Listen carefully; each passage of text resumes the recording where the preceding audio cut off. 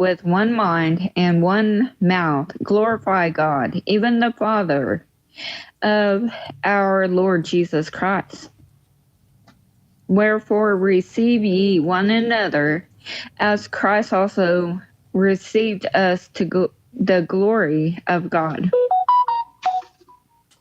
Now I say that Jesus Christ was a minister of the circumcision for the truth of God, to confirm the promises made unto the fathers, and that the Gentiles might glorify God for his mercy, as it is written, For this cause I will confess to thee among the Gentiles, and sing unto you the name. And again he saith, Rejoice ye Gentiles with his people. And again, praise the Lord, all ye Gentiles, laud him, all ye people.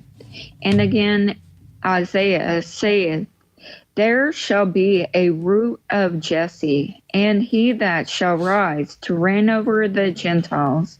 In him shall the Gentiles trust. Now the God of hope fill you with all joy and peace in believing, that ye may abound in hope through the power of the Holy Ghost. And I myself also am persuaded of you, my brethren, that ye also are full of goodness, filled with all knowledge, able also to admonish one another. And I stopped at verse 14, but Trot's on, so.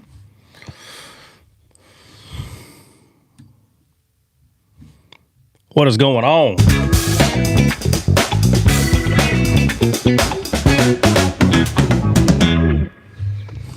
What is up? What is up? So I'm guessing it's Easter Monday. That's what I'm guessing. Is that the day after Resurrection Sunday? I don't know. Is it? I think everybody's confused. I don't know. I don't think anybody knows anything. What's going on. I don't think anybody knows anything. All right.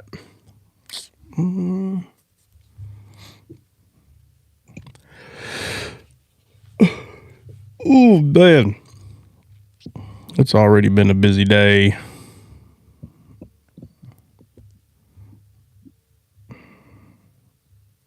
Man, I gotta delete.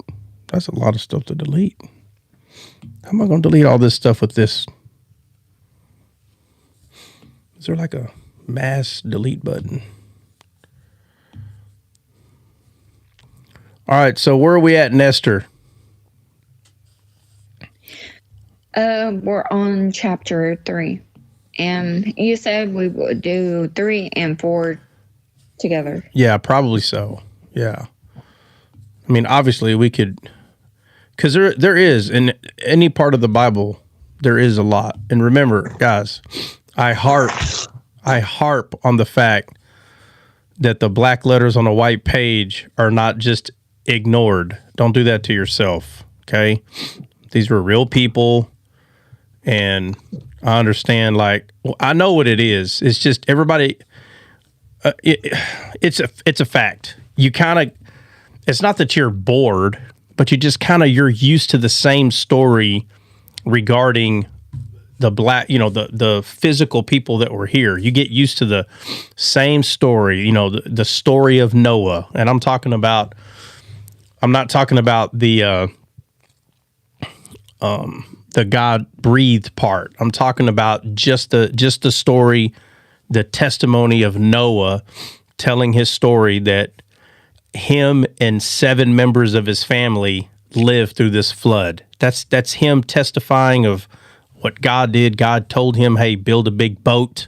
He's like, all right, and then we start talking about faith, that he had to do it by faith.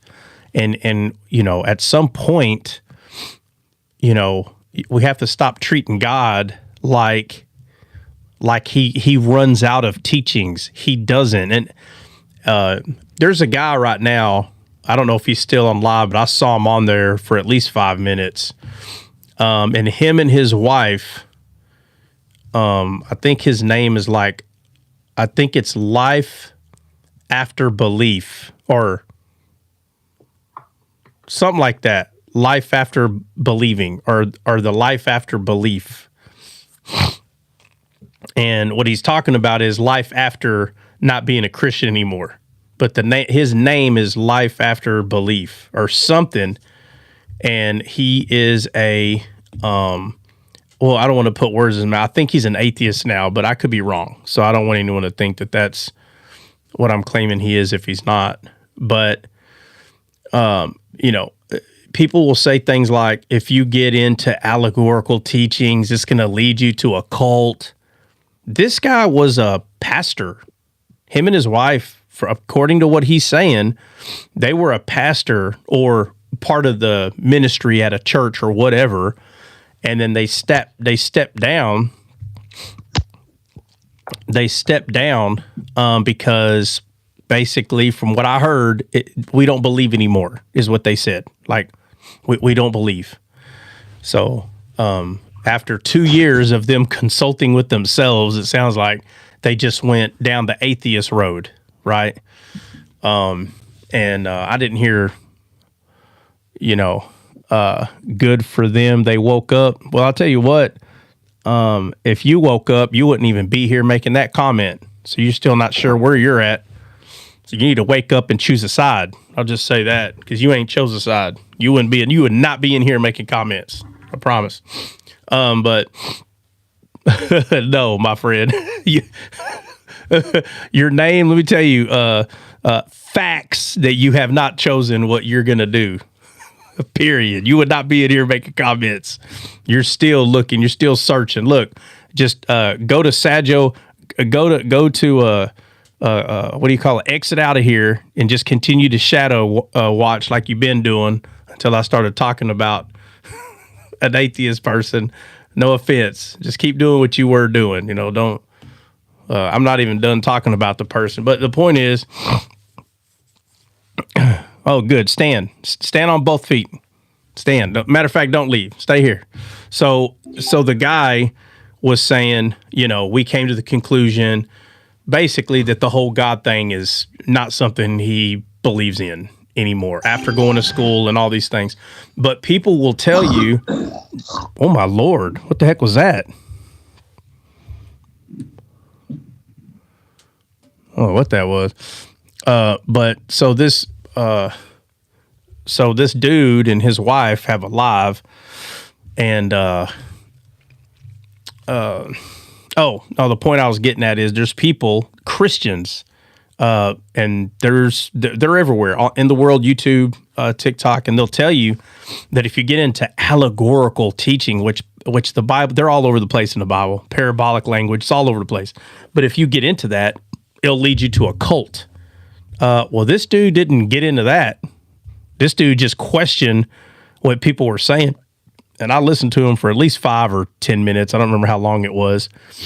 And, you know, when you listen to the level of questions that he asks, he was a convert who wasn't a disciple. So being a convert will lead you to joining a cult more than being a disciple would. So if you get into, if you become an agnostic, if you were a Christian, you become an agnostic, or you were a Christian and you become an atheist, my friend, you joined a cult. So that dude is just one out of many that stayed converts and just stopped being a Christian. And if someone could say, oh, that person was a pastor for 20 years at a church. Well, I've talked to a lot of these so-called pastors that were pastors of a church, and they have no idea what they're talking about regarding the Bible. The only thing they can explain is like what the Bible already says, like memorizing the Bible. That's it. That's all they can talk about. That's why I push on the fact that God is more than just black words on a page. If you think all he is black words on a page, then there is something wrong with this quote unquote conversion that you're claiming and telling everyone that you had. There's something wrong with it, because when Paul quote unquoted converted, if you want to use that word, to Christianity, he became a disciple / apostle within a few years. But that's because he put the time in. He went to the desert for a few years, and he really trained what the word said. So if you want to, sorry, I'm trying to erase all this stuff. If you want to become a agnostic or an atheist, make the mistake and become a convert. Do that.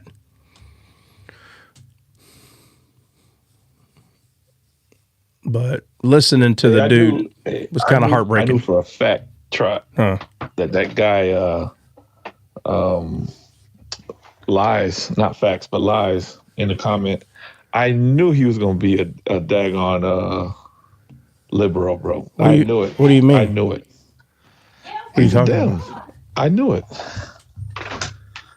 What are you talking about? I'm talking about the guy that was in the comments talking about. No, I know who the guy is. What are you talking about regarding the guy? What I am talking about is what I said. I said I knew he was going to be a liberal. Bro, elaborate. What are you talking about? You knew he was going to be.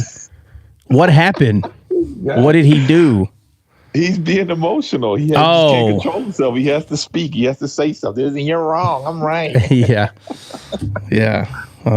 Has to. Can't hold it. Nope. Can't hold it. Yeah. If he was firm on his position, why would he be in here listening to us anyway? I done told him. Well, again, when you tell a kid not to do something, what do? They stay. Oh, right there. It shows the age right there, bro. That was my tactic. Say, hey, man, why don't you just... No, I'm going to stay. I was like, I'm not saying nothing else to the person. I get it. I get it 100%. Like, I'm not going to be mean. Like, I'm not going to be mean to the person. But that right there, he was just like, man, give my Play-Doh and my Legos now. And that's fine. I got a bunch of Play-Doh and Legos. A bunch of it. Specifically for these reasons. Right here. All right, so today is supposed to be Esther.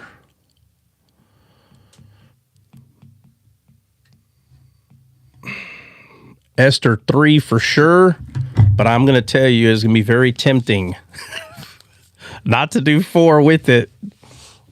I'm looking for my better half. Nobody got it. It's all right. Definitely got it. I'm going to help your lazy book get that other Bible out of your closet when I come over there.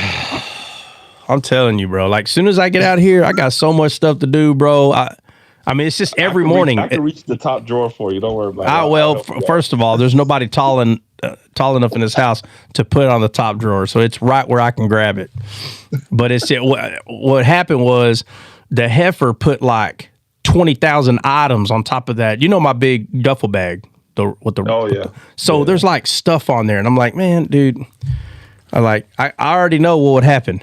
I would push all that stuff off, and she'd be like, oh, I can't find this. I said, I promise you, it's going to be in the freaking 10 cubic feet area right here. No, it's not. Women, y'all something else. By the way, when you get through with Esther, I was reading Chronicles, and the end of Chronicles, I would love to hear you speak on the last chapter in Chronicles, because I know there's a bunch of shadows that I was seeing. I was like, yo, this is too crazy. Yeah, matter of fact, now that you say that, I don't think we went over a whole lot of Chronicles. I think what I usually did is, whatever the kings were discussing, we just go to Chronicles to find like the rest of it. And then we go over from there. But I don't think we literally hit Chronicles. I don't recall doing it. No, we never. We definitely need to, man. It's just like anything else. It's amazing. But I think you're right. I don't think I've ever went over it here. Yeah, First Chronicles 29. I was like, yo. I mean, it's so much stuff in there. I was going through it this weekend, and I was like, yo, this is dumb. Dumb. Hey, did you see my little Christian toys I made, bro? Yeah, you made a bunch of them. Hey, you went crazy. Hey, well, I mean, you might as well. It's a thing right now, and it's not really gonna. Regarding Christians, they won't get old because it's just a different character. Like, the idea of the toy thing may get old after a while, but like having Christian figurines like that never gets old. So everybody thank Christian for making the first descaled toy. And then I smashed them, and then and I was like, "Wow, I'm gonna have to thank Christian for this." Because while I'm sitting there playing around, like making Christian's little deal, I'm thinking, "Huh." I was like, "I can put a Bible character in one of these packages." So I made one, and then it took me a minute to figure out how to use that app because there's a few ways to do it. If you're not careful, and this is another thing. If anybody decides to start using this after you're done with what you're doing, I don't know what it's called, but it's like new page on the top right. Well, for me, it's on the top right, and it erases everything that's there, and then you can start over. Because if you don't do that, it'll remember. Like if you try to do something different, it'll remember what's up here and put it in that picture. And Dre, you saw the picture, the descaled picture I made where I was in my military uniform and everybody else was over here in little compartments? I think so, yeah. Bro, listen, all I told that, so I took the picture and I said, put this emblem on the back and put every one of these people in their own compartment. That's all I told it to do.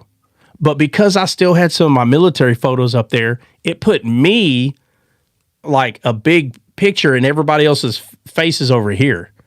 But that's because I didn't delete everything that was already there. I'm going to try to do it again with the blank sheet and see if it makes it better. But so I kind of learned the hard way.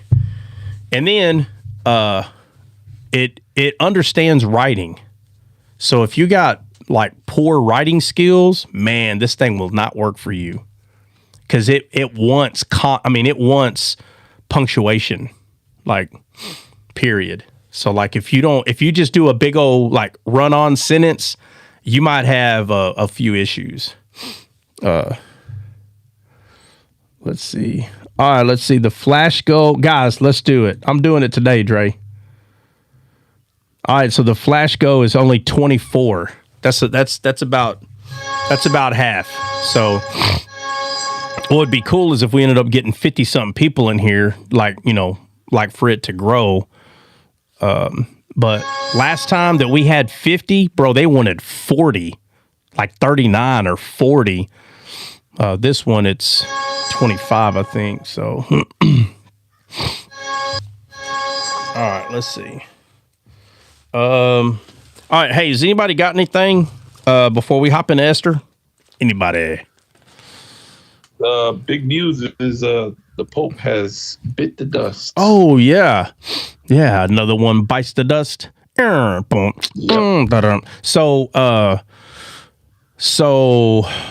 So every pope has their own throne in heaven. That's what they say, huh? No, I was actually making that. Oh, bro, I was like, bro, so how many thrones are there? I was like, bro. I was like, man, that needs to be. Hey, they need to canonize that and put that in the Bible. There's only, according to them, I think it's only 3 main thrones, which is the Father, the Son, and Mary. And that is true. Mary does have her own throne next to. What about the Holy Spirit? Holy Spirit don't have a throne? No, he's like floating around. Oh, that's right. He's a dove. Yeah, he's like floating around. He doesn't have a throne. Yeah, that's right. The Bible says there's 24 thrones up there. Yeah, we're talking about the 3 main thrones for them, though. I'm just kidding. Yeah, they don't reject those. But I'm just saying, like, the point is that they had a throne for Mary. And I just made a joke, and I was like, yeah. And then after the Mary goes Peter, and then the next pope, and the next pope, and the next pope. Right, that's what I was saying. Yeah. Look, vicars of God, right? So. Yeah, I always say, regarding, right, whether Mary's on the throne or not, first off, she's not going to be number one. I can see why, because after I sat down with a bunch of these knuckleheads and I'm like, bro, come here. What are you talking? And they're like, right here, look. I said, bro, that's not what that's talking about. Yes, it is. You're saying you're smarter. I've had people say this. You're smarter than the church fathers. I was like, and if I said I was, you can't say that. I said, no. I want to hear if I said that I was, now what? What are you saying now? Well, I go, brother, we're all human, dude. All of us are. We're all human. I said, are you, okay. I said, let me ask you this. Is any of your church fathers a Gentile? Were they Gentile before they were saved? He's like, well, yeah. I was like, brother, I said, God is not respecter of persons. You're saying that God respects that Gentile over me? I said, I would at least understand if you claimed that all the church fathers were 100% Jews. I said, then I can at least understand why you would argue that. But you're telling me that you know for a fact there's at least one, I don't care how many there are, there's at least one church father that was a Gentile before they got saved? All of them were Gentiles. No, I know. I'm just saying, I just need one is the point that I'm making. And then I want to talk about that one. So, no, he said, no, well, all of them are probably. I said, no. The point I'm making is I just need one to be a Gentile. And I know that there's at least one. So I'm going to talk about the one. So you're telling me that me and that person, both Gentiles, both got saved, both got God living on the inside of them.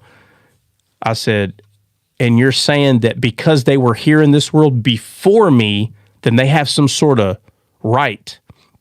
I said, brother, that's not the kind of inheritance God's talking about. You can't say because they were born before me, they're considered more of a firstborn.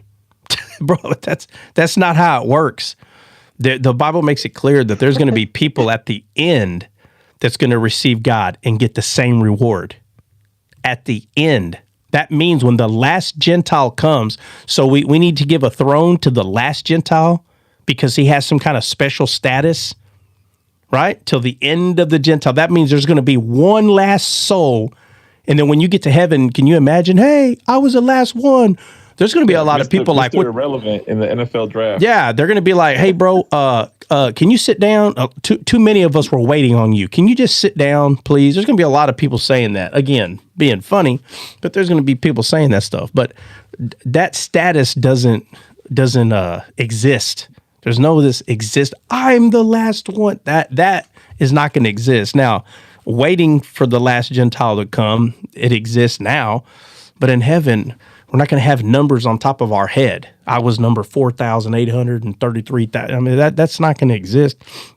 And I said, but you're going to sit here and make me believe because that guy you're calling a church father was here first. And you're going, yeah, but there was a miracle and this thing happened and all this stuff. And I'm like, have you ever asked me, like, if any of that stuff happened in my life? Like, oh, well, if it did what? I would go crying to the Catholic denomination. You're telling me I'd go to the Catholic denomination and tell them to some kind of way that they need to like swear me in because I had a miracle happen in my life. Like, and I wasn't, me and the dude was cool. There was no issue, but he understood where I was coming from. And I was like, look, I get it. I get what you're saying. Every generation has to have a group of Avengers. I get it, bro. Okay.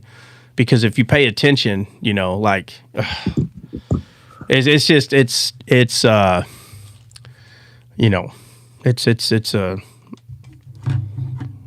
is what it is, man. I'll leave it like that. But hey, I got a question for you, Trap. This is just tell me if it's relevant or not relevant. That's it. I don't need you to I know you're not going to go into it anyways. I just need you to know if there's any truth to this. All right, let me say this real quick. Guys, we only need two more. We only need two more. One more, it looks like. Maybe I'm right. Maybe we only need... Oh, we finally achieved a goal. But you know why we achieved that? So it seems like if we get one that's at 50%, we'll get it.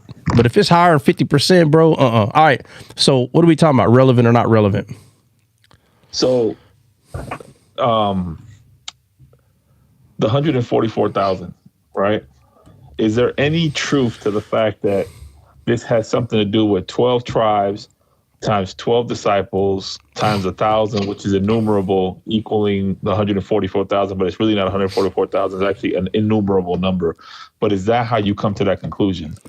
Yeah. So, Truth to that? okay. Yeah, there's some truth to that. And the numbers matter. Yeah. The numbers matter, if that's what you're asking. Yeah, like, but would it be, is that a fact? Like, would it be like the 12 tribes times 12 disciples, meaning like the combination of the old and the new becoming one innumerable number? Well, yeah, but that too. So for instance, let me answer your question this way. So, David went to the creek and he grabbed five smooth stones, right? Yeah. All right. How many things can we point at to these 5 smooth stones? 5 kings. Okay, 5 Nephilim kings, right? Yeah. Okay, there's 5 one. Nephilim kings. What else? Yeah. The 5 kings that Joshua saw in the cave. The number Well, of yeah, grace. but directly, that's more indirectly. But directly, Oh, you mean directly in So- the story? so it'd be 5 kings. What else? Yeah. Grace. Right, Number five. The number of grace. Yeah. What else? There's smooth stones, which means they're not made by hands, Right. right? Because they're smoothing out by the water, By the which river, is 4. Okay, but you notice the 5 smooth stones represent a lot of things. So when you talk about the 144,000, it means a lot of things like that. Okay. I see what you're saying. Okay. Yeah. Okay. So of course the 12 have something to do with it. I'm not going to go into detail about the 144. I like to hear people argue their stupid arguments about what that. Now one day we'll go over it, but to be honest, it's quite simple. It's not hard. It's only hard. Again, I say this all the time because people don't understand the Old Testament as much as they're claiming. If you understood the Old Testament like the back of your hand, you'd be like, bro, that's elementary, bro. It's elementary. The 144,000 is easy. Just like the number 666 becomes easy. It's just the number 6. That's what it is. No, it's 660. Yes, bro. In the Bible, they wrote down 666. Yes, but when you learn the numbers and learn that the number 7 is God's number, and you learn that the menorah actually becomes the menorah, talking about the spirit, the real menorah, it actually becomes that in our time because the spirit of revelation was finally given. You understand? So the actual menorah was not here in residing in man for eternity. It was never here. They had all the attributes. They had the spirit of counsel, might, spirit of wisdom, spirit of fear of the Lord, spirit of understanding, spirit of knowledge. They had those spirits, but they did not have the spirit of revelation, which is the center candlestick. They didn't have it. So the argument that the spirit resided in a man, how could it? The spirit of revelation wasn't here, bro. They're not understanding. They think, no, but it's still, no, the attributes of the spirit were working. But the spirit of revelation was not given till after Mount Zion, or in Mount Zion. So I mean, that's just one thing. There's so many things, man. But the Old Testament, what happens? You just got people, they're just running to the Old Testament because they want to be the one that figured out doomsday. You ain't gonna figure it out like that. You have to have the Old Testament. They're like, I do got the Old Testament. I got Daniel and Ezekiel. And you're like, no, bro, there's too many of you running around here they have Daniel, Ezekiel, and Revelation memorized, but they have no understanding. None. They got like 1% understanding of what they're saying. And they cannot stop saying the word millennial reign. They can't stop saying it. And I'm like, do you even know what that is? The millennial reign? Well, yeah. And I'm like, tell me. I'm like, nah, bro. What? No. This is kind of like this conspiracy theorist mindset. That's where they get this. They learn so much about one little thing that they're missing the entirety. The entire picture is missed. It's missed at that point. And then people go and buy your crazy books and give you money because you're telling them the great thing is happening. And I can't think. If you go look at the books, all these books that talk about the Armageddon, the end of days, these people make money. You know why? Because you can't disprove them. You can't disprove them because when the day finally happens, then it's too late. You understand? When that day happens, right? The Armageddon. I mean, whether it happens the way it's being told or not, I'm playing the game right now. But when the great day happens, this great battle, is it going to matter anymore if you're right or wrong? No. No. So you want people to give you money? Just talk about it. That's it. And they're like, wow, it's fascinating. Let's give them money. It's fascinating. You're like, well, not even teaching it right. What are you talking about? Not even teaching it right. All right.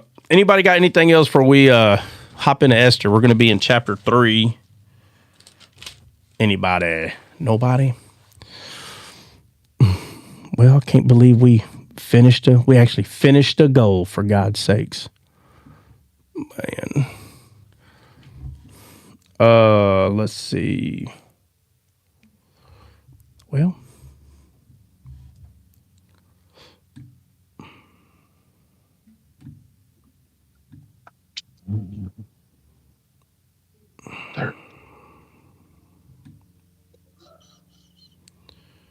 Hey, one more thing. Did you see the public? I like to talk about current events. I like to keep up with this stuff. we're going to talk about current events here, man. It is what it is. Did you see the report of the Israeli police arresting a Palestinian priest, Christian priest, trying to go into the Holy Sepulchre over the Easter weekend? Did you hear about that? No. What happened? Okay, so people are going crazy about this because what happens is that so these Palestinians, when they come into Israel will give normally around 6,000 permits for them to come and worship at this Holy Sepulchre or whatever. So apparently, and there's a time frame. You got something to say, Christian? What's going on? I'm sorry, guys. Christian, how are you sorry, bro? Like, we have to mute you every day. Like, what? How do you not know that you're? Come on. So I really was in the kitchen. I'm sorry. No, Christian, listen to what I'm saying. This happens every day. So how do we have to remind you to mute your mic every day? That's how we know it's intentional, Christian. That's how we know it's intentional. So they give us special permits because that day it gets pretty crazy, and I think you would appreciate this being military and being overseas and stuff. Like when those big crowds in the Middle East and third world countries, because you've seen them. If you've ever been to a third world country, that it gets crazy, and then people start sliding through, and it makes it very easy to have a T attack, right? A very easy T attack can happen. Hold on. Let me say this. Hold on. I'm sorry. Yeah, that's why Christian got the book of How to Interrupt for Dummies. That's why I gave him the book. Watch this. Look at this. It's not. He's saying it's not intentional. Look what he says. It's not intentional. I asked to join, and I came up unmuted. It ain't intentional. If you're asking to join, goofball, at any time, we're going to bring you up. So if you already know that, you need to be paying attention. Because if you're not paying attention, that means you attentionally didn't pay attention. So it's attentional. That's what it is. We're not mad at you, but what we're telling you is it happens all the time. You would figure all the warnings would somehow like stick. Yeah. So basically, don't request up unless they're paying attention, because then you're going to come up unmuted and then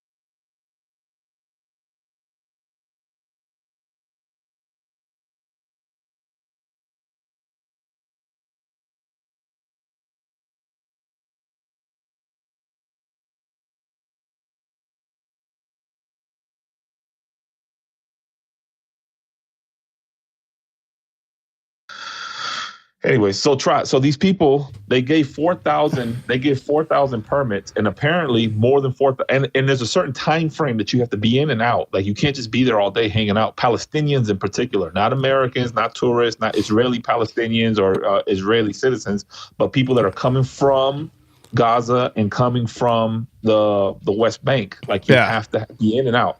So they weren't listening. And the Israeli police kicked them out. Like, hey, y'all got to go. You don't have permits. You're here beyond the time. And they didn't want to leave. And one of the IDF guys, pulled out his weapon. Was like, yo, trying to control the crowd. Like, get out of here. And so the Christians, the apostolic Christians, are like, look, I told you, the Yahud hate the Christians. They want to kill they want to unalive the Christians, and they want to kick them out of Israel. They don't like us. I told you, these Zionists. Nobody likes someone that breaks rules, bro. Nobody like, if you break rules, they don't like you. It's not hard. It's not hard. Oh my God, it's crazy, bro. Everybody going nuts about everybody, bro. Bro, listen. I told you they hate us. Yeah, like for instance, like, okay, in the world, there's only so much silver, right? Right. Okay, I'm not saying there's not more in the earth. I'm saying as much as we've unearthed, there's only so much of it. So it has a price on it. Then you get to gold, and then you get to platinum, right? You start getting into more precious metals. And because they're harder to come by, they cost more money. And everybody wants a piece. Not everybody in the world can have a pound of gold. I promise. I promise they can't. Not a pound. Actually, you know what? A pound. How about everybody could probably have an ounce? Maybe. I don't know. Matter of fact, that's a good. What is the limit? Like, what? See if you can find out, Dre. Like, how much gold have we claimed is unearthed? I don't know what the number is, but what I'm saying is there is a point that not everybody can have a certain amount. I don't know what that amount is. I'm saying a pound because I don't know. Alex said we would have 0.002 grams. Well, according to the hefty defty Sheikh Google, it says there's about 50,000 tons of gold remaining underground. No, I'm talking about tons of gold. No, unearthed. Yeah, that's what I'm saying. 50 ton of gold unearthed. 50 tons? That's it? Yeah, 50,000 tons. Oh, 50,000 tons. Yeah, but a ton is 2,000 pounds. So that's 100,000 pounds? Hold on, bro. Let me see. A ton is 2,000 pounds. I don't know who. Hold on a second. Hold on. I don't know who Charlie is. Guy guessing is quite common. I see. Charlie, who are you talking about? Charlie, who are you talking about?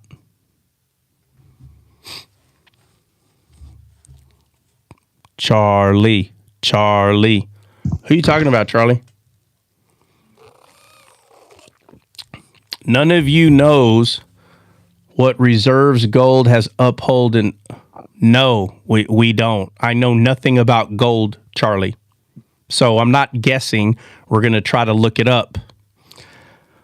How do they know how much gold they have found? Let me see. Michael, I'm not going to hold them 100% to the truth. I want to see what number they give us. I'm not going to go write a book about how much gold they're claiming that they pulled out. That's not. I think it's quite unmature to guess this much.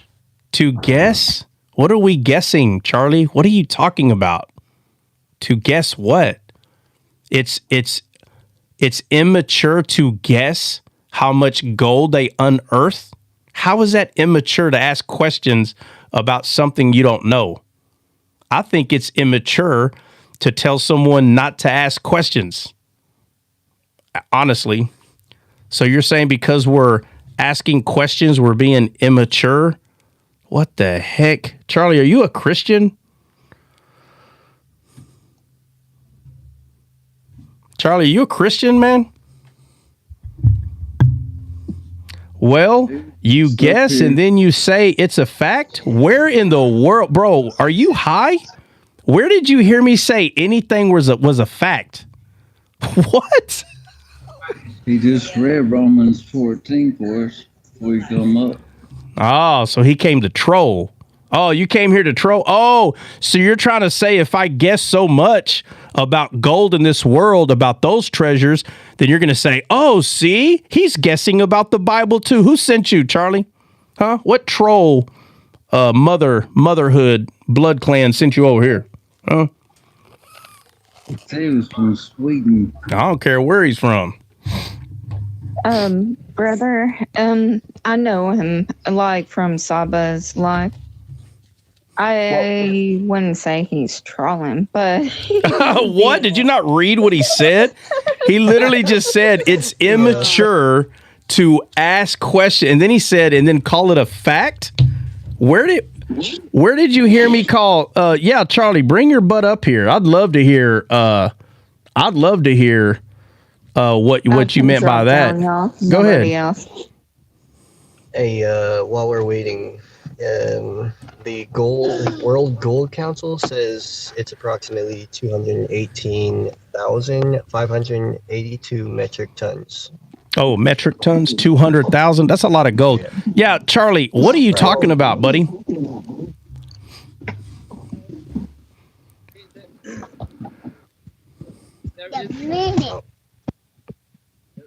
Hey, try What? real quick before he starts speaking. Every person on Earth will be able to get 0.2 ounces of gold with what's left over. Not even an ounce.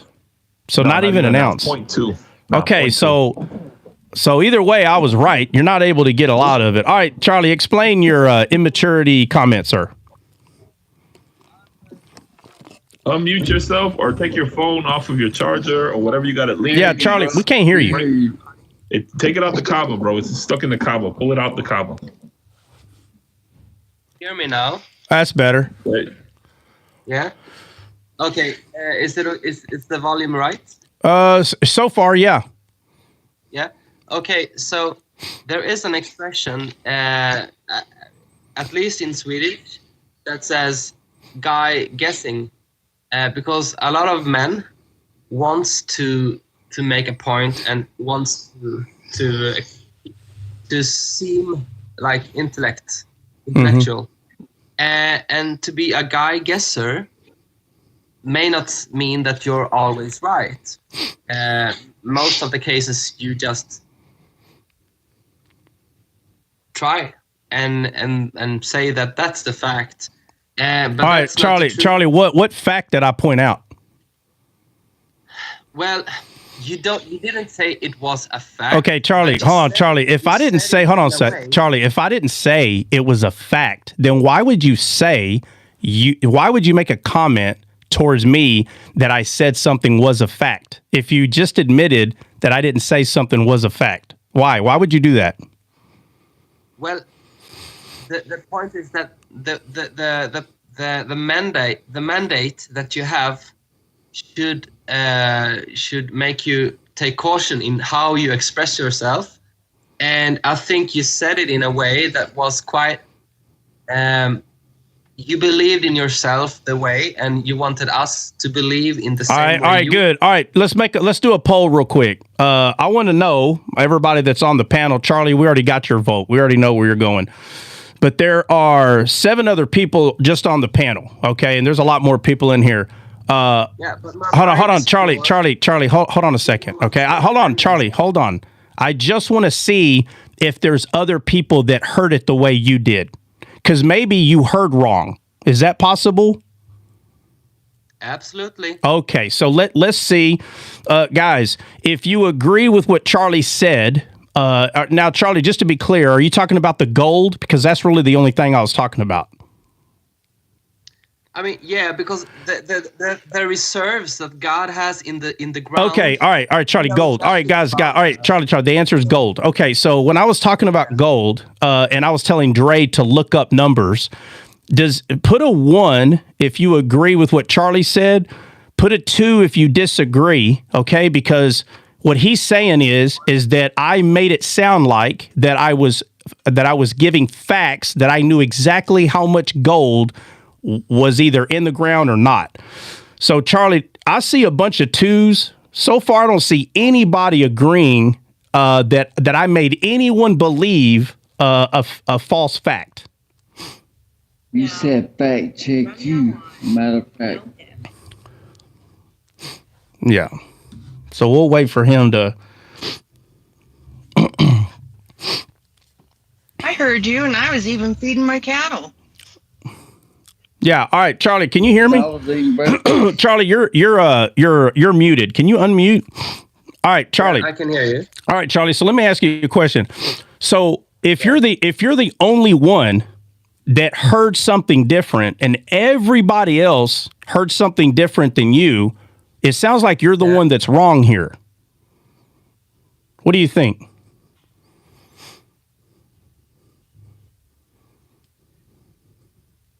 So there's 60 people in here, and I haven't seen one. There may have been one, but we'll say this. In the high 98 percentile, over 98% of people in here are disagreeing with the comment you made. So is it possible that you were the one that's wrong here? Is that possible? It can be so, yeah. Okay. So I understand you're not from America because I've been to a lot of countries. Okay. And I understand that certain people see things a bit different. I get that. But I have never met someone that would take what I just said and say that what I'm saying is immature. And personally, I do not believe that I made a hen of a feather. That's not what I did. Okay, that's not what I said. I said what I'm showing you is you heard something wrong because nobody else heard what you heard. That's what I'm telling you. So do you at least understand what I'm saying or not? I do see what you say. Okay. All right. So thank you for at least being honest. I can really appreciate that. So what we're going to do is we're going to move on to the book of Esther. If you want to stay on the panel, you can drop. It's up to you. But go ahead and mute your mic and we're going to continue on with Esther.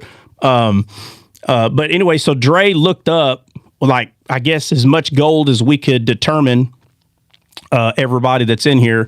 And it sounds like not even everybody could have an ounce of gold. You know, again, because we're talking about precious metals and an ounce to be exact. How much?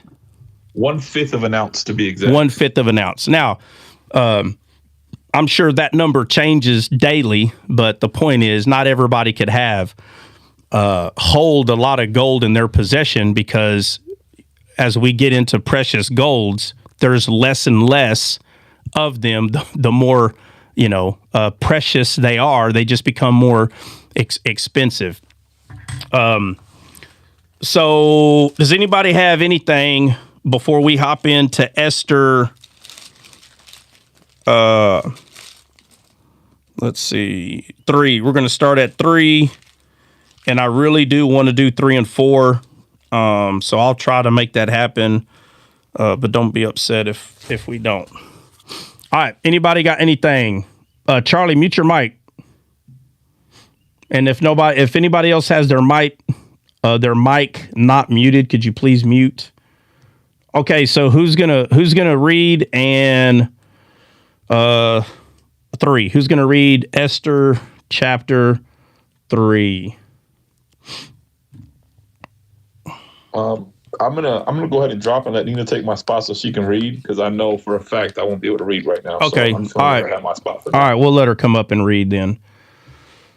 I can read 4. I just can't read 3 right now. No, it's fine. Let me see if Nina's able to. Nina, are you gonna be able to? I can read. Okay. All right, so we're doing Esther chapter 3.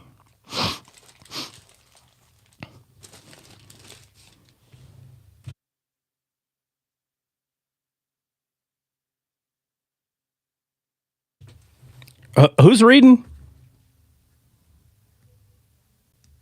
Nina's going to read 3. All right, Nina, you there? Yeah, I'm here. All right. Are you ready to read or what? Yep. All right, go ahead. All right.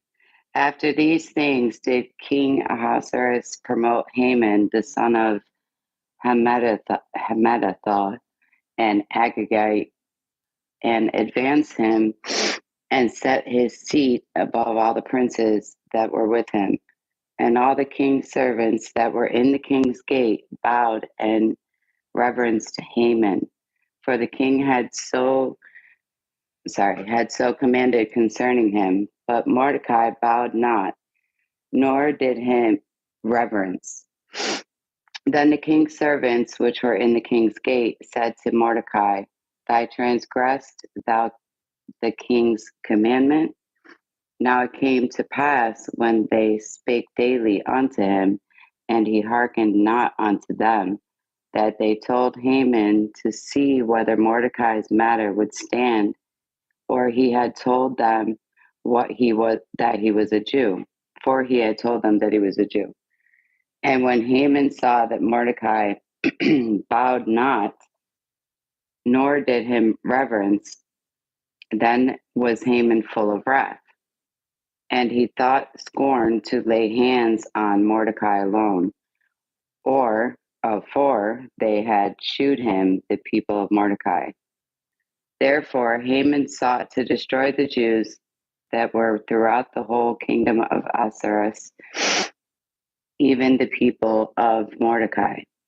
In the first month, that is, the month of Nisan, in the 12th month of King Ahasuerus, they saw Pur, that is, the lot before Haman from day to day, and from month to month, to the 12th month, that is, the month of Adar. And Haman said unto King Ahasuerus, There is a certain people scattered abroad, and dispersed among the people all the provinces of thy kingdom, and their laws were diverse from all people, neither keep they the king's laws. Therefore it is not for the king's profit to suffer them. If it please the king, let it be written that they may be destroyed, and I will pay 10,000 talents of silver to the hands of those that have the charge of the business to bring it into the king's treasuries. And the king took his ring from his hand and gave it unto Haman, the son of Hammedatha, and Agagite, the Jews' enemy. And the king said to Haman, The silver is given to thee, the people also, to do with them as it seemeth good to thee. All right, right there. Okay, so Haman. Somebody look up Haman's name, if you don't mind, and somebody look up Mordecai's name again, so we can get those names out there, so people can mutter them.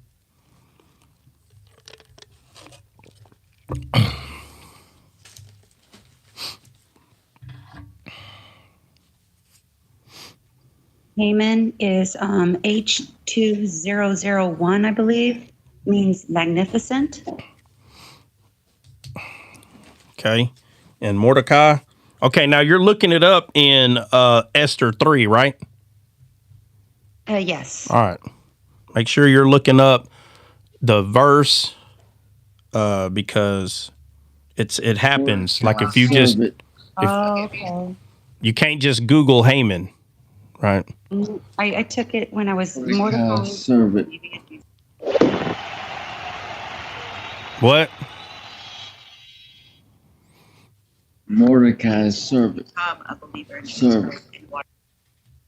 Mordecai is little man or worshiper of Mars. And if anyone wants What's the number? Hey, what's the number for Mordecai? Yeah, that was the root word. What's the number for Mordecai, guys? H what? It's H. It's going to be H4782. 4782. Okay, just give me a second. 4782. Lord have mercy. 4782.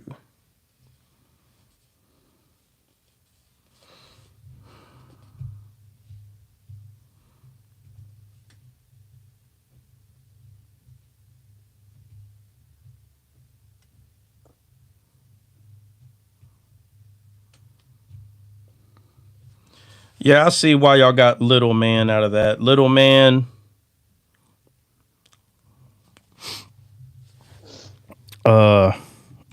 Let me see.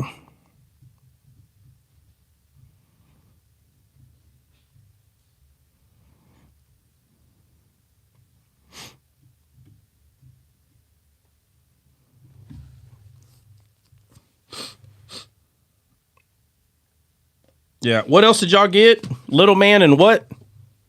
Servant. Yeah, I can see it being servant. Yeah, servant, little man. Yeah, I get it. All right, and what's the number for Haman? Magnificent. No, the number. Oh, my bad. Let me go back.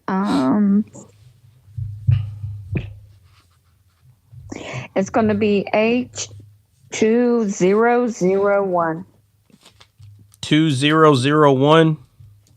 Yes, sir.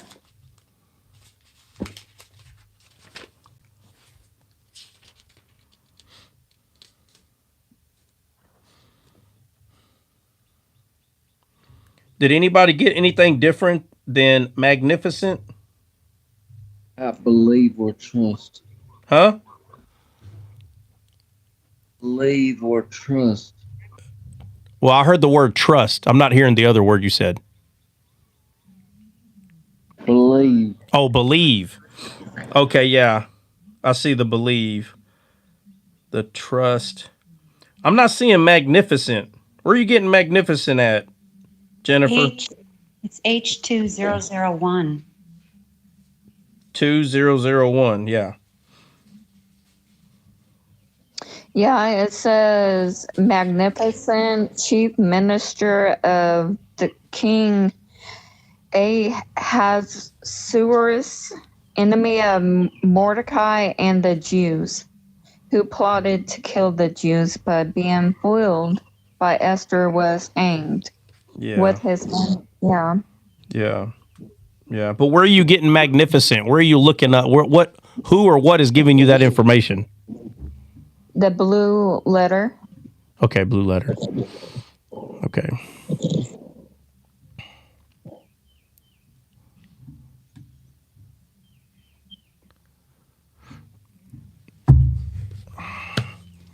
All right. Well, I don't think magnificent would be wrong, but it would obviously be carnally magnificent.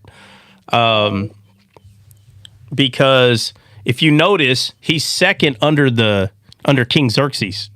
Like the king gave him his ring and everything, right? Are we talking about Haman? What name were you talking about?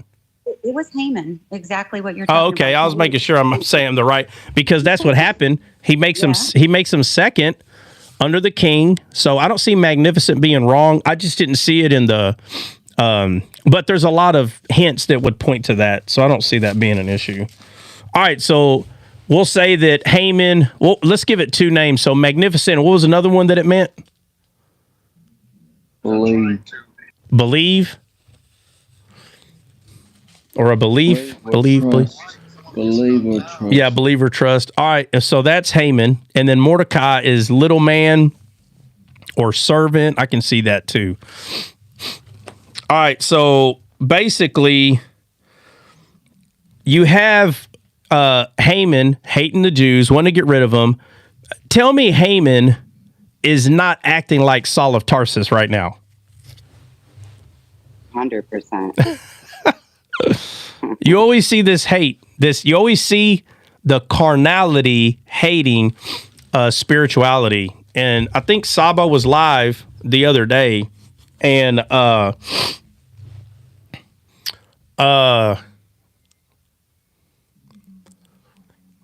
was making comments. I couldn't come up, but I was making comments.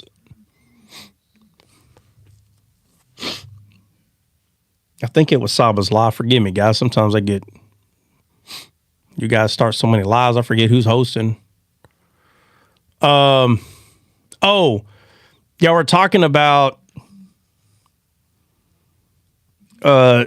Jesus' divinity. Like the question was about whether Jesus was God or not, or whatever. And I put in there that that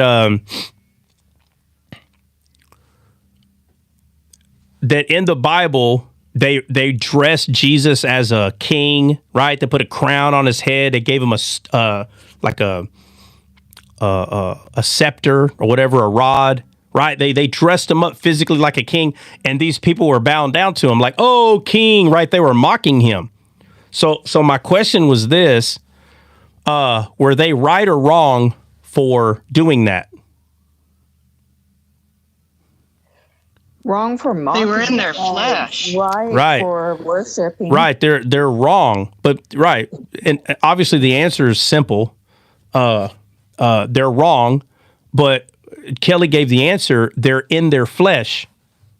So it was their flesh that could not see how this man was a king, right? They couldn't see how he was God or how he was king. They couldn't see it. They couldn't see this. So if someone today said, I'm talking about a Christian, if a Christian says today that Jesus is not God, right, then you'd have to ask yourself, are they using the same thing that these people used? Or are they using their spirit? Is it their spirit that's telling them that Jesus isn't God, or is it their flesh telling them? Flesh. Yeah, it's the flesh. So like when they're saying, "Oh, he's not God," you're like, "Oh, so you agree with these non-believers that he's not God or king?" You understand what I'm saying? Is it right for you, who's calling yourself a Christian, to believe what unbelievers are claiming what they believe Jesus is? Is that wise? No. No, because what you're saying is that you have the same sight that these unbelievers have. That's why they don't believe, because they don't see right. That's why they don't believe. But the reason that these people who call themselves Christians, the reason there's certain things they believe is because in their head, they've knocked out the thing that they can't see. So it's like, okay, well, he can't be God because he's just a man. Well, he can't be this. So they're limiting how they see him. No different than the person that's a complete non-believer that believes nothing about him. Nothing. That he's not the Messiah, nothing. That's the point that I was making, is sometimes you can tell them, like, you don't find it funny that you agree with people who don't even believe in Jesus. You agree with them how to view Jesus. How can you agree with them how to view Jesus and they don't even believe in Jesus? You know, so that was something that I was trying to point out. All right, so Haman is 100% acting like Saul of Tarsus. He's acting just like him. I hate him.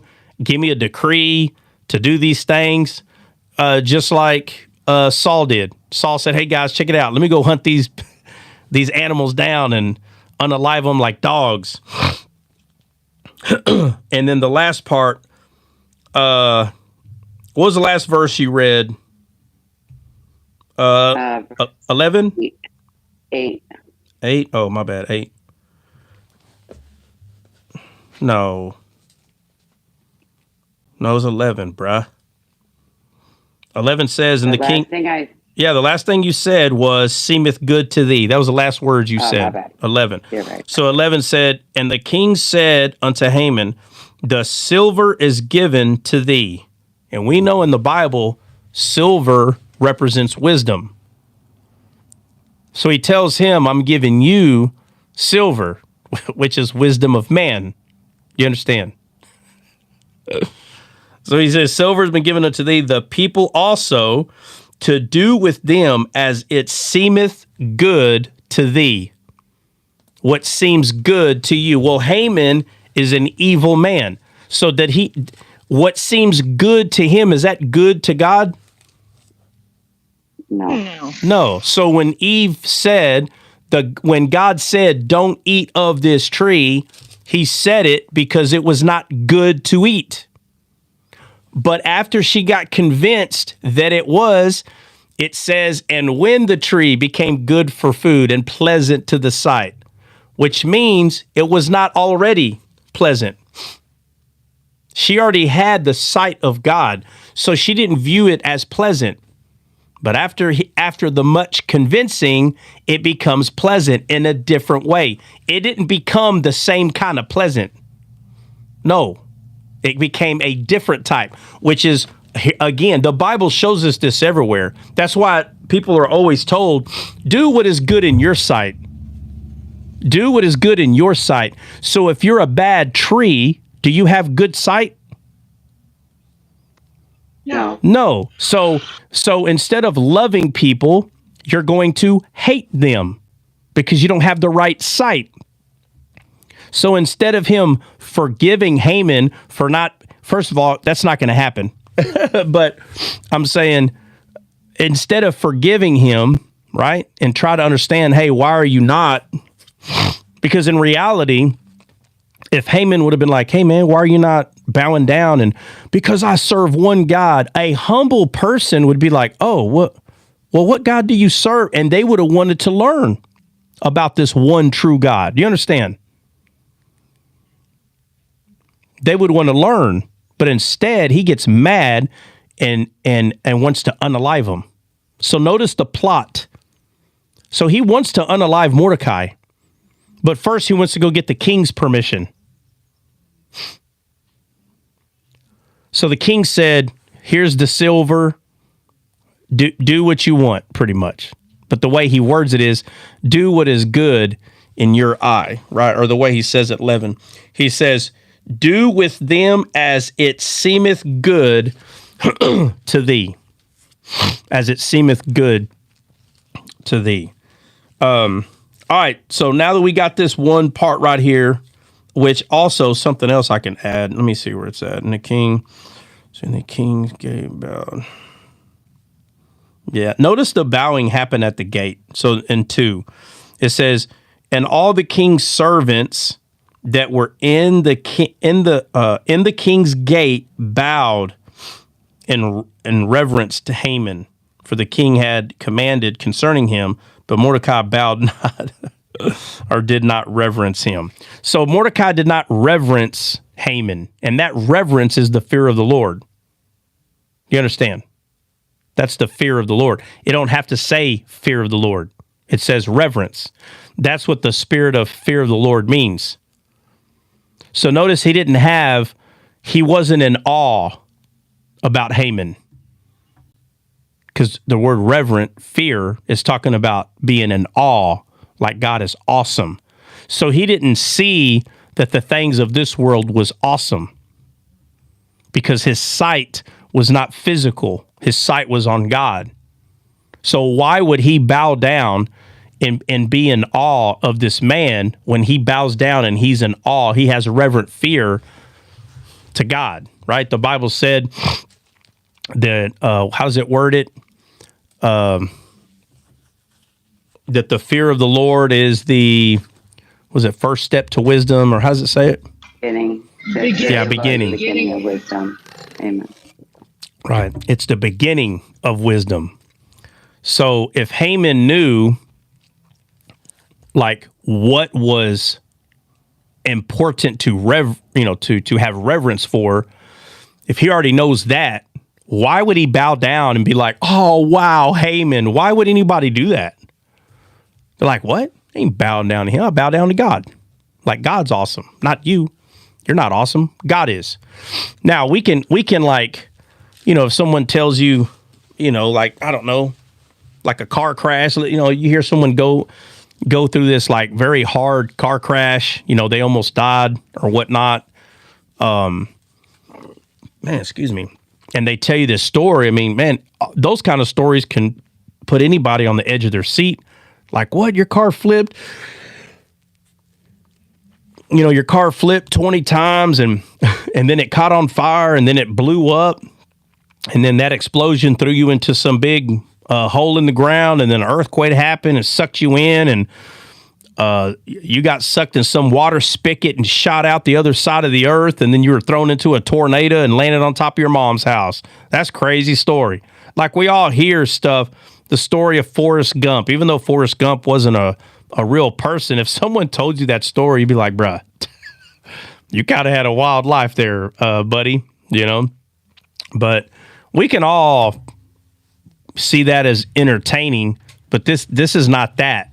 This guy was making people bow down. So it's not like something happened that was really crazy in this person's life and they're just kind of entertaining you with the story of it. No. You can be in awe about that, like, wow, that's crazy.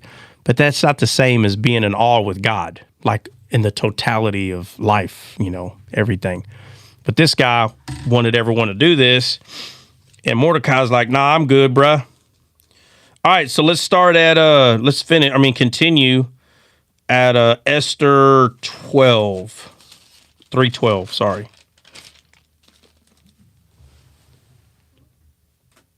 Who's reading? All right. Okay.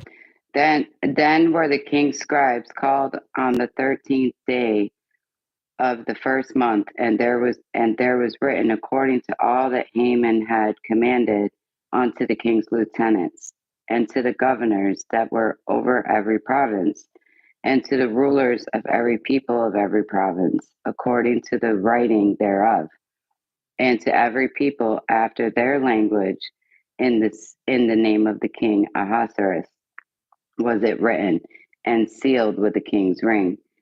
And the letters were sent by post unto all the king's provinces, to destroy, to unalive, and to cause to perish all Jews, both young and old, little children and women, in one day, even upon the 13th day of the 12th month, which is the month of Adar, and to take the spoil of them for a prey. The copy of the writing for a commandment to be given in every province was published unto all people, that they should be ready against that day. The post went out, being hastened by the king's commandment, and the decree was given in Shushan, the palace. And the king and Haman sat down to drink, but the city Shushan was perplexed. All right. So that, again, quite simple, right? Because this is the beginning of this horrible thing that ends up taking place. But he's still the right-hand man of the king. And it talks about the law right here. 14 says, the copy of the writing for a commandment to be given in every province was published unto all people, that they should be ready against that day, or for the day, right? So this is the decree. And it says, and the letter were sent by post into all the king's province to destroy, to unalive, and to cause to perish all Jews, both young. So the decree was put out. Like, y'all are out of there, straight up. All right, who's going to read 4? I can read 4. All right, go ahead. Okay. When Mordecai learned all that had happened, he tore his clothes and put on sackcloth and ashes, and went out into the midst of the city. He cried out with a loud and bitter cry. He went as far as the front of the king's gate, for no one might enter the king's gate clothed with sackcloth. And in every province where the king's command and the decree arrived, there was great mourning among the Jews, with fasting, weeping, and wailing, and many lay in sackcloth and ashes. All right, let me say this quick. I know you guys know, but I'm just pointing it out to strengthen your understanding in the Bible. Okay, hopefully you already saw it. But remember, guys, the black letters on the white page is still important. Okay, so stop being so spiritual that you're no good physical. That people still need to know. You can't just talk to people about spiritual things. You have to be able to take a baby and explain stories and be very carnal at the first part of understanding. So, another thing, speaking in allegorical truths, parabolical language, guys, in a way, it's speaking in a different tongue. You need to know that. So you don't always want to just go to someone speaking this way. They're going to think you're crazy. You understand? You need to know this. Like, you need to start discerning when you bring these things up and when you don't. Right? So, and you're not always going to discern it true. And sometimes you can rock the boat a little bit by throwing one of these allegorical or parabolic truths in the midst.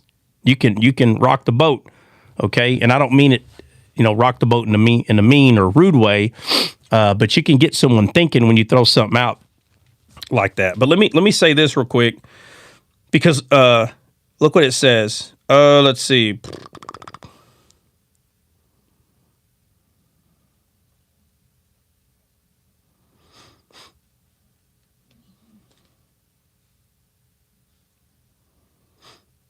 Man, I must have passed it. Maybe I read too far. Let me go back up. I'm sorry. Grieved.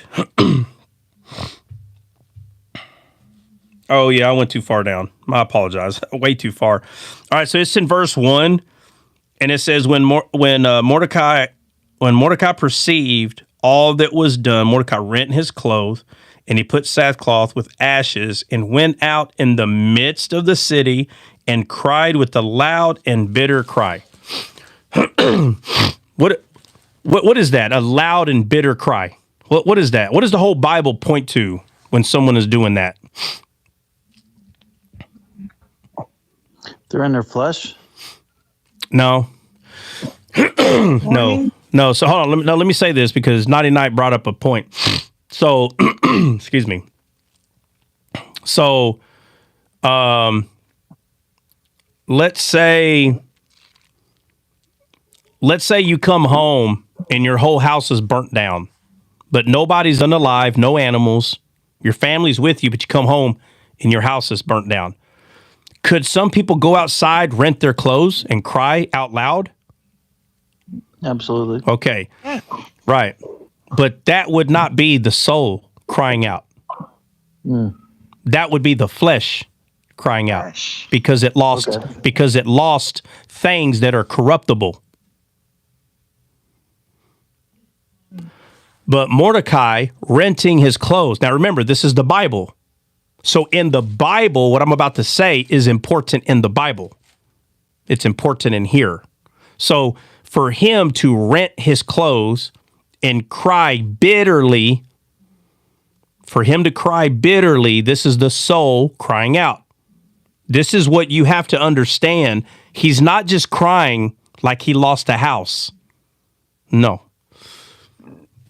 this is a cry to the Lord. That's what kind of cry. That's why it says a bitter cry. And I know people hate it because there's people that have been reading the Bible for so long and they weren't able to see this. And it makes people very mad, because I know people that have been reading the Bible longer than I have. I'm saying years, but they haven't put enough time. We don't have the same amount of time. They've been reading the Bible 2-3 hours a week. And, I've read it different, more time. So they can say, I've been reading the Bible 20 years. They're not lying, because they're talking about in the 20 years of their life, they've been reading the Bible, but it's been 3 or 4 hours a day, 20 years, right? So there's a lot of recapping needed. When you read the Bible for 2 or 3 hours and you don't read it again till, maybe you read it 2-3 days later, you're going to have to recap where you left off. But just think, if you were to read the Bible 10 hours, I'm just using the number 10, every day with no, do you have to recap? If you read the Bible for 10 hours today, and let's say you fall asleep, you wake up tomorrow, do you need a recap, or can you just continue? You need to chew the cud on it and recap. Well, I know, but you don't have to. You can. We're going to remember what we just read. I'm not saying it's wrong, but you don't have to. You're going to remember what you read, because it was just 8 hours ago. Is what I'm saying. Now, if you read the Bible for an hour or two on Monday, and you don't pick the Bible up again till the next Monday, I'm going to suggest it would be smart to do a recap. You understand the difference, what I'm saying? Can I ask a quick question about the significance of the sackcloth? Yeah, the sackcloth is just a stage of mourning. Okay. Right? Okay, but he's mourning in the soul. He's not mourning in his flesh. God does not hear our flesh. He hears our soul. So when someone cries with their physical body, that's not what God hears. He hears the soul when the soul cries out. What'd you say, Jen? I just want to read what you're like emphasizing what you're saying. It says that bitter, also bitterness, angry, shaved, discontented. Stephen Fiesel Log Guy.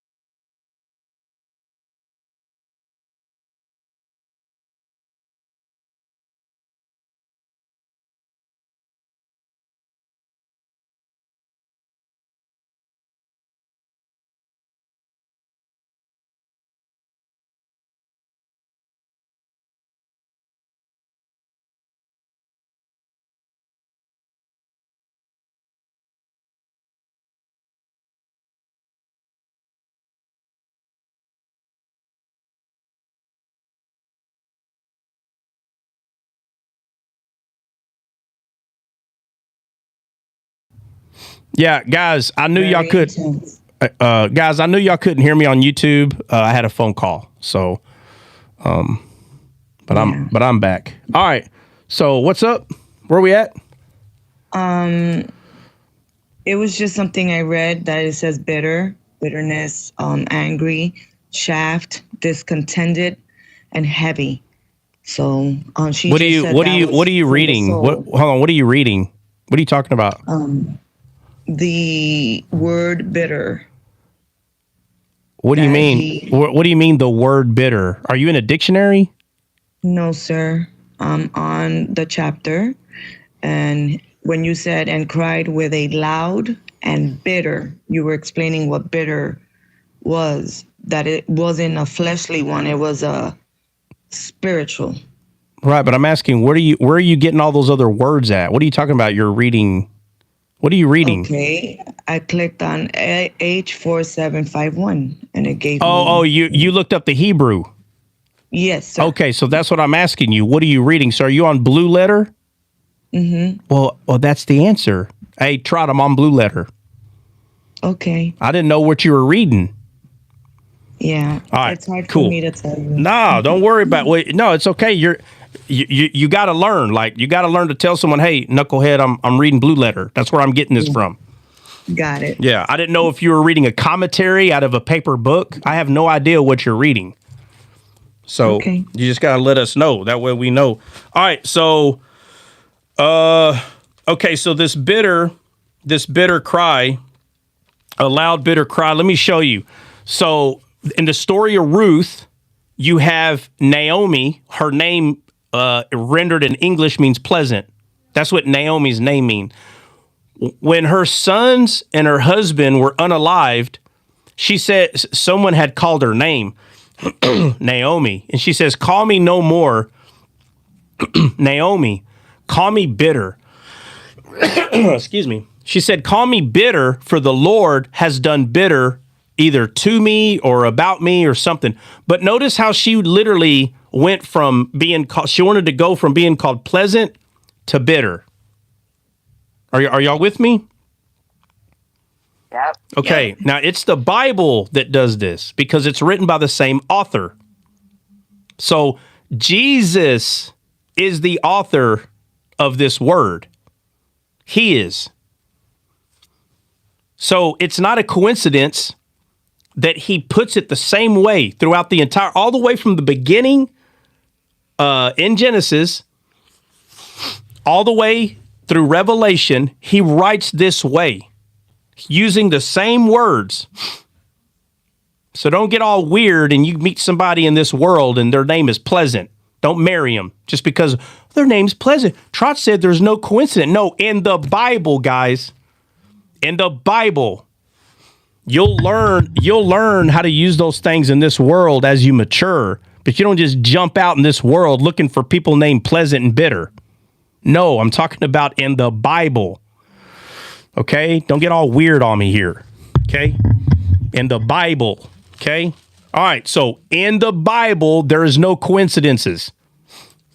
If you and your spouse go on some vacation and let's say you get a Airbnb and the address is 5. That's the address. It's like, oh, the number of grace. God is being gracious. Listen, the number 5 means grace in the Bible.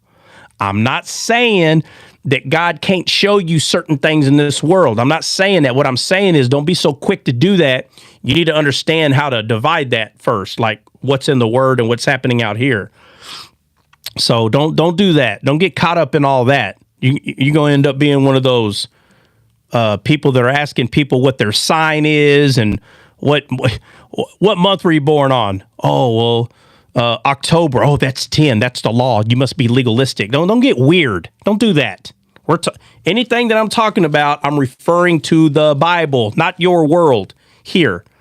The Bible. And from there, you need to start learning what you need to do in this world. So if the Bible says that God is love, I'm not saying for you not to be loving to other people.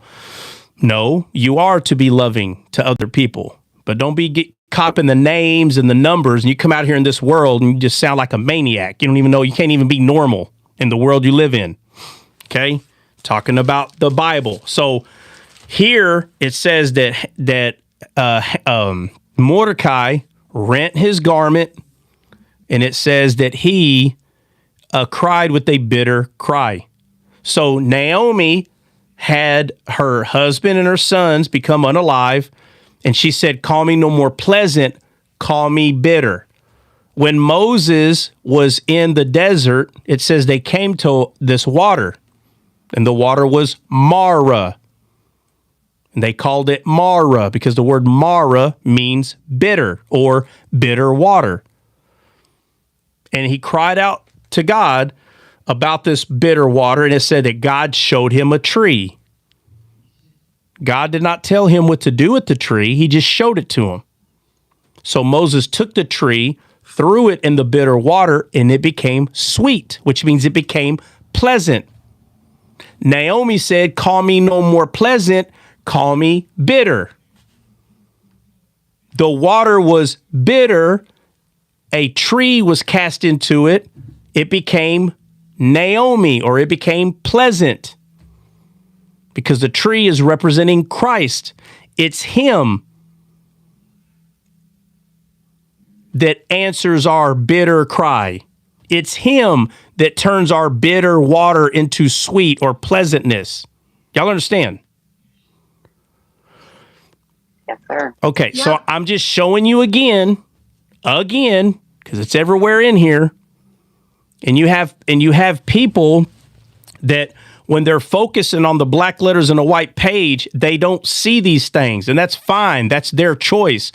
That's why I always say the black letters on a white page, you don't throw them away. They're very important. The stories of these real people are important. You need to know the story. Okay, there's nothing wrong with it.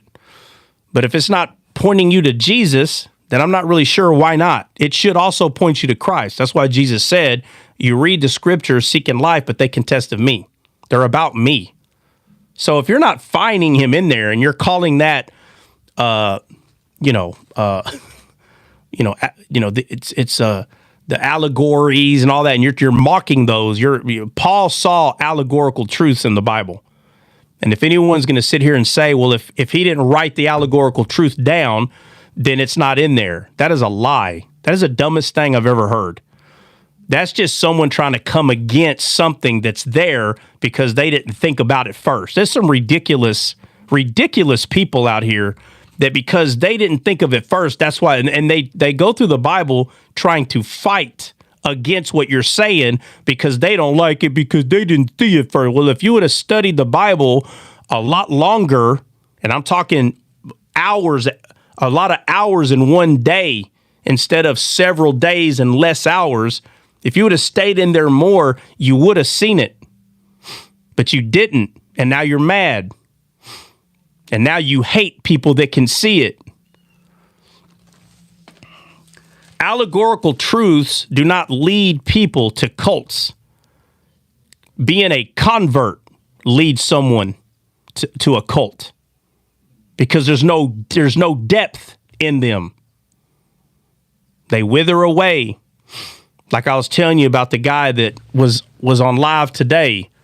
He didn't understand allegorical truths, but he was part of a church. He was religious. He was a convert, not a disciple. A disciple doesn't leave, but a convert was never discipled. There's no root in them. That's what happened to this dude. There was no root. So he left. But he didn't leave because he was seeing allegorical truths and it led him to a cult. No, being a convert and not being discipled is what led him to atheism. He's an atheist now. He didn't say, oh, yeah, I can break down all the allegorical truths. Let me show you. He doesn't know any of those. He ain't no different than a convert. None. No different. So here he cries out a bitter cry. I just want to show you that this kind of cry or this bitterness, which, by the way, this word or the word bitter, that's the name of the woman Mary who had Jesus, the baby. Mary comes from the word Mara. It means bitter water. But they say she has no sin. Trust me when I tell you, if she had no sin and she was perfect, her name would not be bitter water. No, it would not. It's so awesome, the wisdom of God that can lead you to a truth if you just slow down, take some time, and you constantly see bitterness becoming sweet in the whole Bible. And then it comes to this woman and her name just happens to be bitter. Her name's not pleasant. No. Her name is bitter because the Bible is teaching us that through bitterness, pleasant was going to come. So through a sinner, something pleasant was going to come, and it was Christ. You understand? This was all the bitter cries that you hear about, all of them that you hear about. It was because God could hear the cry of the soul of the people of the world, and he gave his own soul. He put his own soul in the body, the physical body of Jesus. He poured himself, the bosom of the Father, which is the soul and spirit of God himself, was put into that body.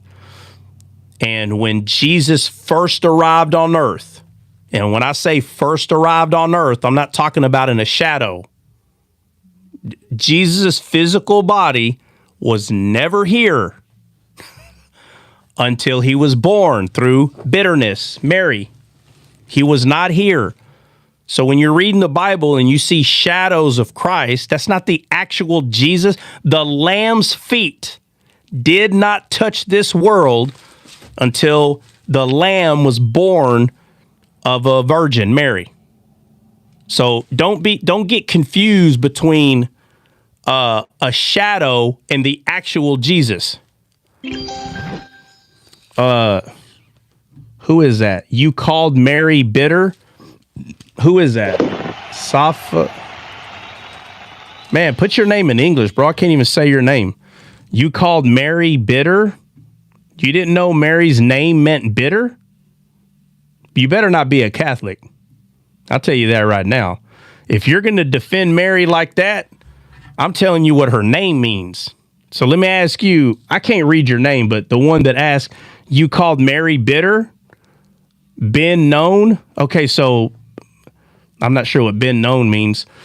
Tell me, what does Mary's name mean if we render it in English? The one that says been known, what does her name mean? Means I know? So you so you didn't know that Mary's name comes from Mara, from the word bitterness or bitter water. You didn't know that? So y'all trying to change what her name means? Because it comes for more than one. Comes from more than one, by the way.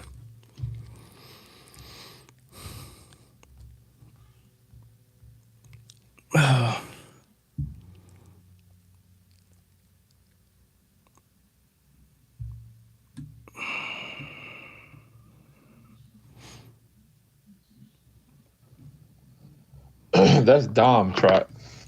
That's Dom? Dom, the guy that came up here one time?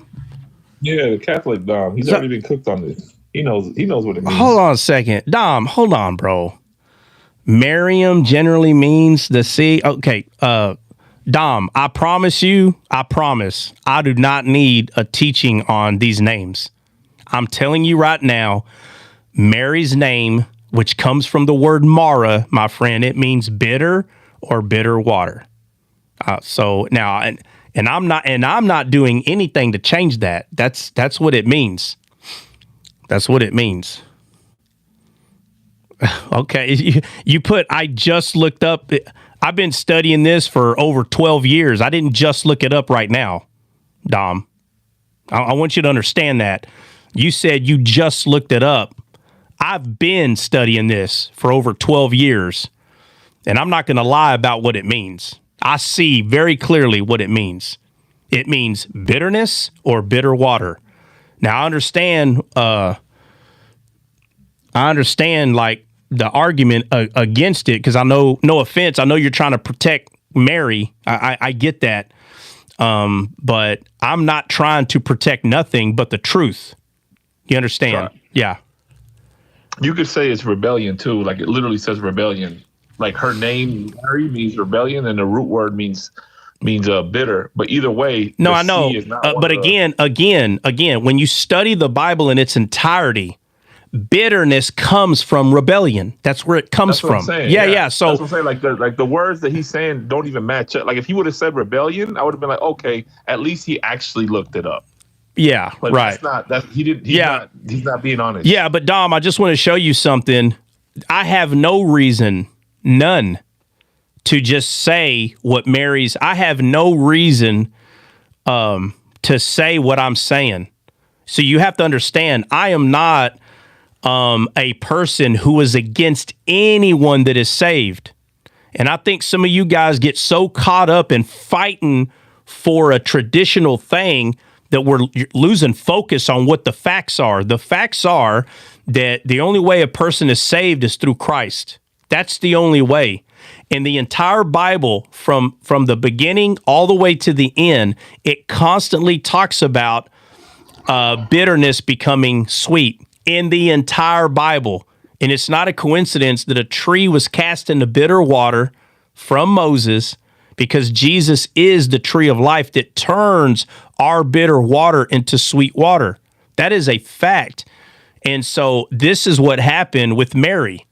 She was the bitter thing that became sweet because of Christ.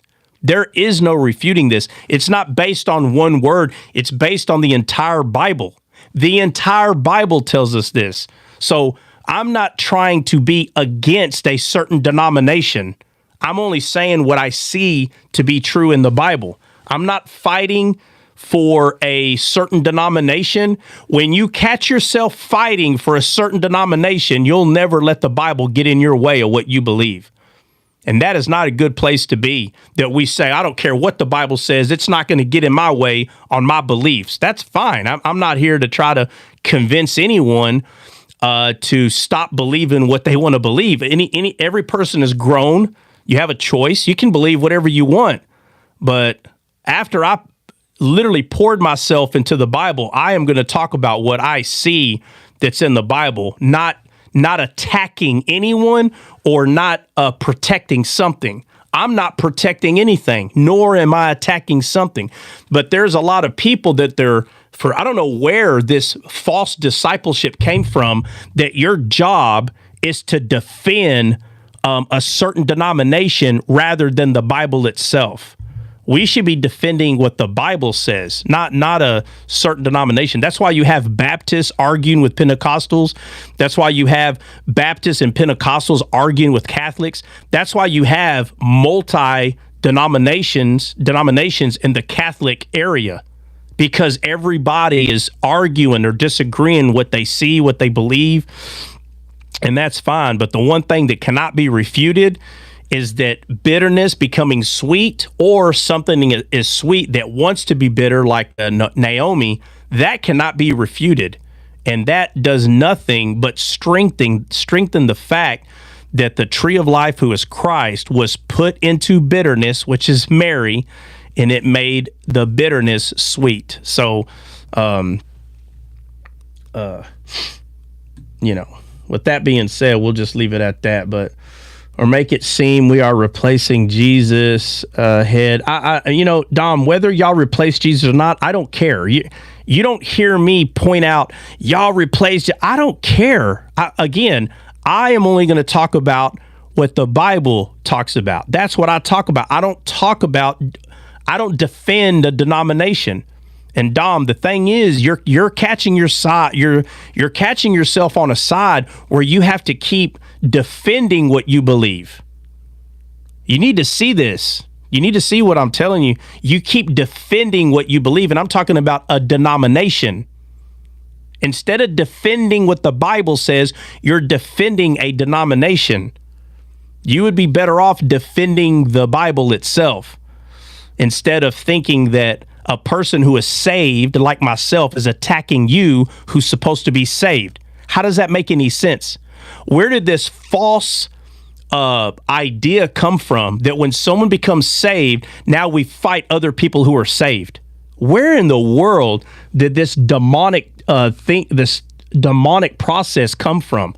Who taught whoever, I don't care, Catholic or not, whatever denomination you're in, Catholic, Baptist, Pentecostal, who taught go hate other Christians if they don't believe like you? That is demonic.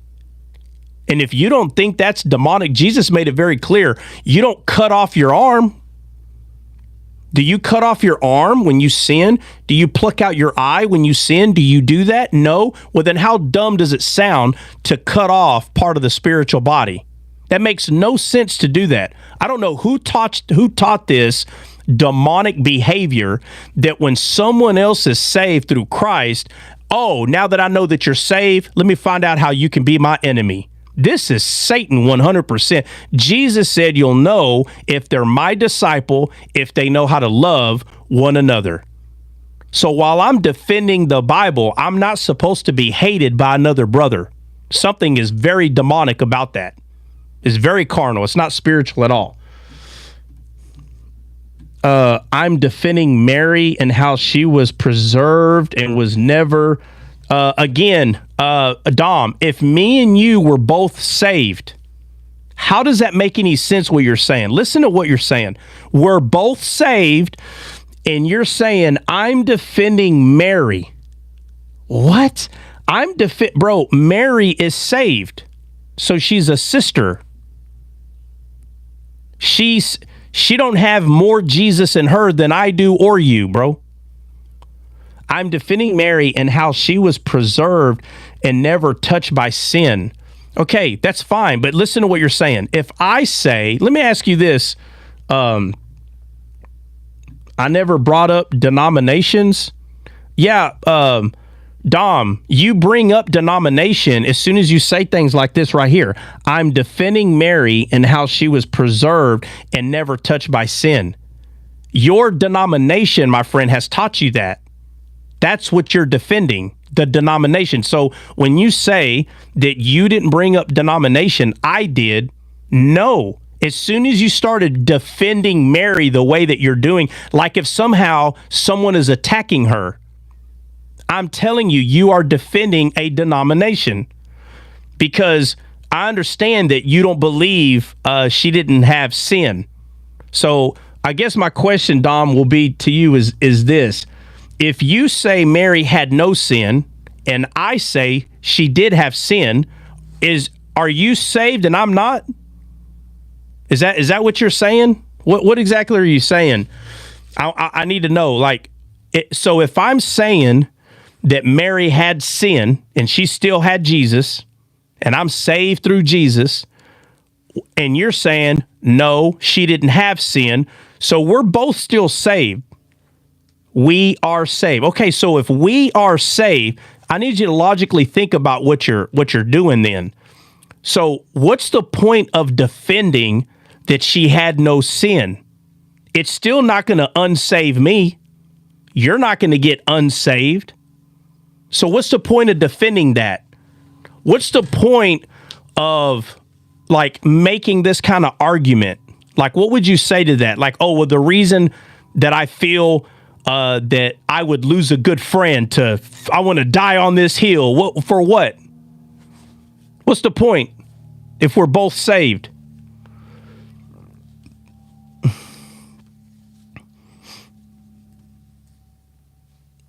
We just talking?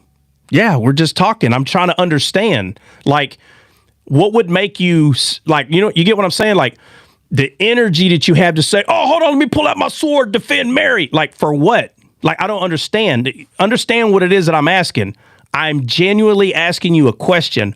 Why do you feel like it's necessary to do that? For what? I'm trying to figure it out. If it's not because you're defending a denomination, what is the point?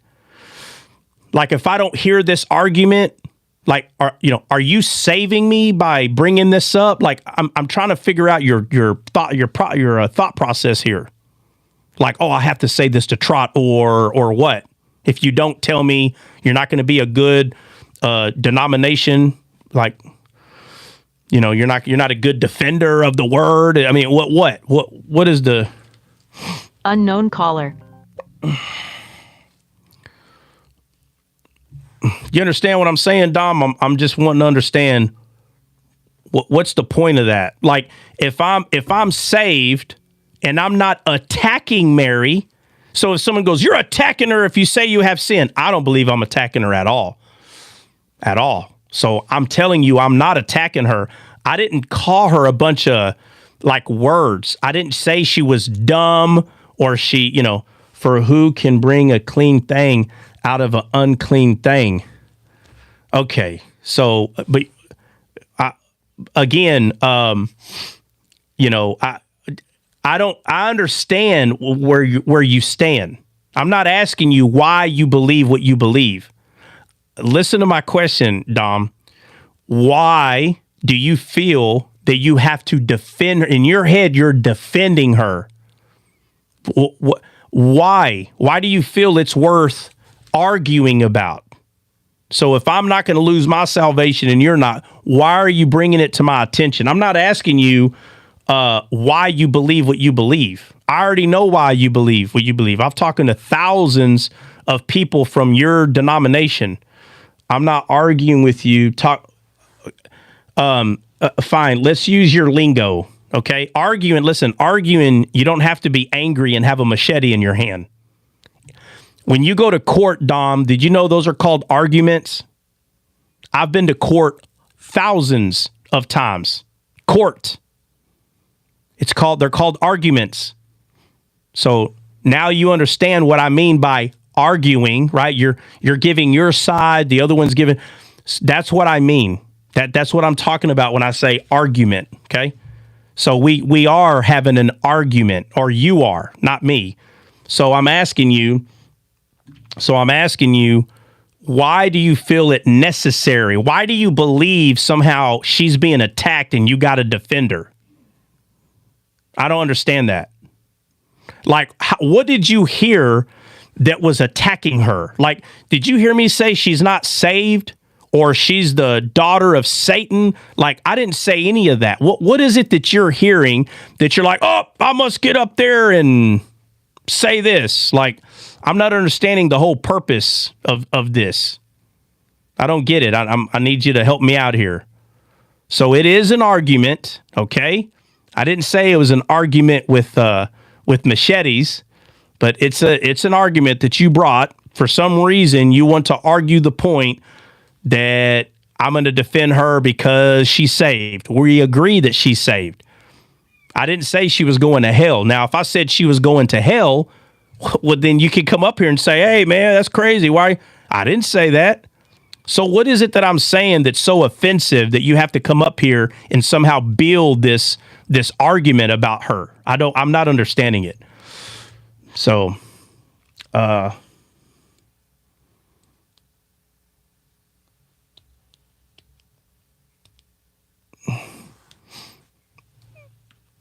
okay, well, I'm glad. Let's see. Magnalix, he's not arguing if she's saved. Good. So then what's the argument? What's the argument? You just wanted to go over the name? Is that? So Magnalix, maybe you can help him out. What is the argument here? Because if we're in agreement that we're all saved, and we're in agreement, and he's already agreed that the name, Mary's name, does point to rebellious and bitter. So if we've already figured that out, what's the point then? But when people hear the word bitter equals sin, okay, you didn't say anything offensive, but when people hear the word bitter, it equals sin. Okay. Can they come up? No, if they want to come up, you can talk to them. No. That's the thing. I don't want to talk. I don't directly want to talk to anybody right now about it. I've had this conversation 1,000 times. I don't have to have it again. But individually, I would like to know what is driving this one thing. And so the person said, you didn't say anything offensive, but when people hear the word bitter, it equals sin. Okay, so what it is you feel very strongly, obviously, not a little, very strongly, that Mary had no sin. So this whole thing was Mary didn't have sin. Okay, well, if she's human, she did. Like that's, I mean, so, but, you know, now you know that I am saying 100% based on scripture that she had the sin that was passed down from the first Adam. She wasn't exempt. That would be breaking God's laws to forcefully make her exempt, like if she needs no redemption at all. Even the angel told her that she needed grace. A person that is perfect don't need the grace of God to be saved. They don't need that anymore. They already are that, right?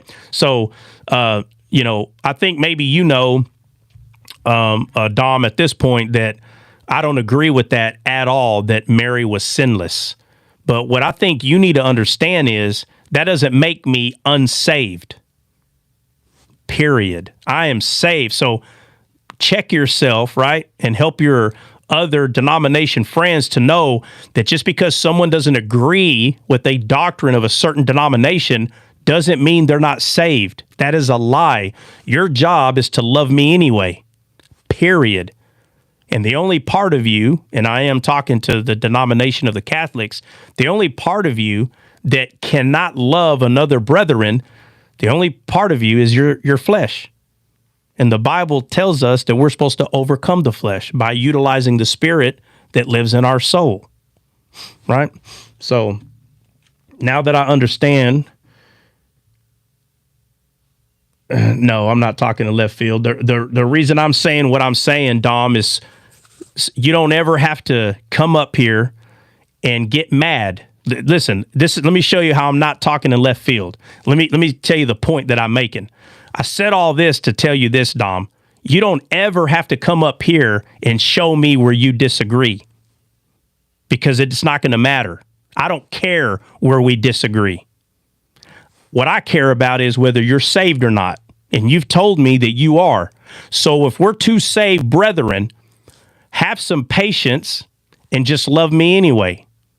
You understand? So when you say you're talking in left field, no. Let these words land very sternly in your heart. Just because you don't agree on how a saved person sees something in the Bible doesn't mean you have to say something, brother. That's the whole point of what I'm telling you. You need to tell your flesh to calm down. Your spirit is not forcing you to type these words. It's your flesh, because you should already know as a believer that we're going to disagree. But how do you maintain that disagreement? It's up to you, right? So whoever it is that pulls your feathers or whatever, gets you, stepping on your tippy toes and eggshells, it ain't me. You will not hear me attack anything that y'all believe. Now, obviously, we'll poke fun at each other because all denominations do. But there's no hate there, right? But I'm not going to go to someone's live and start showing them where I disagree. So then you'd have to ask yourself why, right? And ain't got nothing to do. As Christians, we can't have a conversation about this. Yeah, we just did. But I'm just saying, going to someone's live and telling them where you disagree is not a conversation. It's just you saying you disagree. But what I'm telling you is, because of the denomination that you're in, I already know what you're going to disagree. You understand? Like, you don't have to tell me, hey, I disagree with that. Hey, I disagree. I already know, brother. That's what I'm telling you. So next time you feel like, well, I'm going to go up there and tell Trot I disagree. I'm telling you right now, I already know what you agree and disagree on. I know what y'all believe. The live is lagging. Nah, it's your internet. It ain't the live. It's your internet. It's all right. Dom, we gave you 30 seconds of fame. Appreciate you coming up anytime. Amazing. What's up, man? What you got on your mind? 30 seconds. He said 30 seconds, more like 30 minutes. Well, actually, to what you were just talking about, something came in my mind the other day. I'm about to have to drop down because I'm gonna go to Sister Jean's line. I want to talk about these trees, brother. I got a lot of kickback. The other day when I was talking about these trees. But I was thinking about Mary, and I was wondering how we compare Adam to being the first man, Adam, and then we compare Jesus to being the last man, Adam. So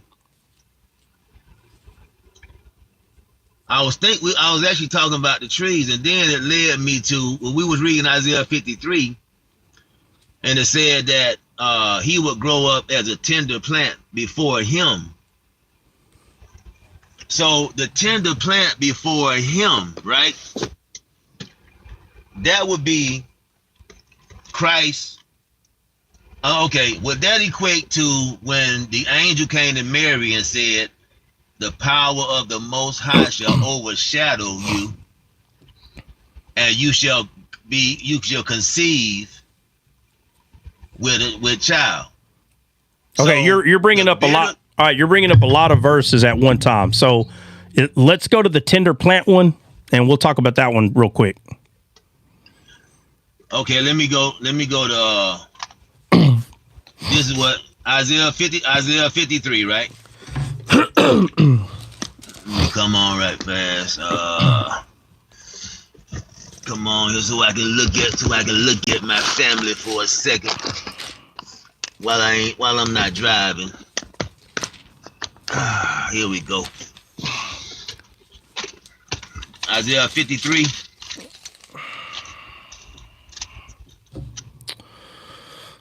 And ultimately what I'm trying to get to is is Mary possibly the second Eve? Is Mary the second Eve? Because she was commanded to be fruitful and multiply, right? We all were, all of us. We all were. However, I'm just saying from the fact that that's mankind, and so we look at the fact that if Adam said no to God in the garden, Jesus said yes to God on the mountain, right? I'm well pleased. Okay. When Satan tempted him with the same thing he tempted Eve with. Adam and Eve failed. Jesus was triumphant. On the mountain, in the garden, Gethsemane, he was triumphant. He said, not my will, but thy will. He succeeded. So when you look at Eve, she did not produce while she was in the good soil, right? She didn't produce while she was in Eden. She produced after she was fallen. So, could that mean she didn't have faith? But then Mary said, be it unto me as thou hast said. So when I look at the fact that the seed apparently supposed to came through Adam and Eve, but because they failed, then the seed had to come from another place. And that place was Mary, right? Okay, so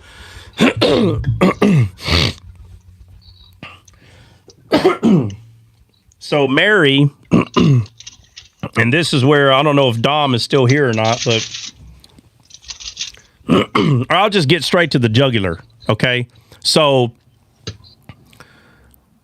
the Bible says that that woman was given as a helpmeet to Adam, right? Right? Amazing. Yeah.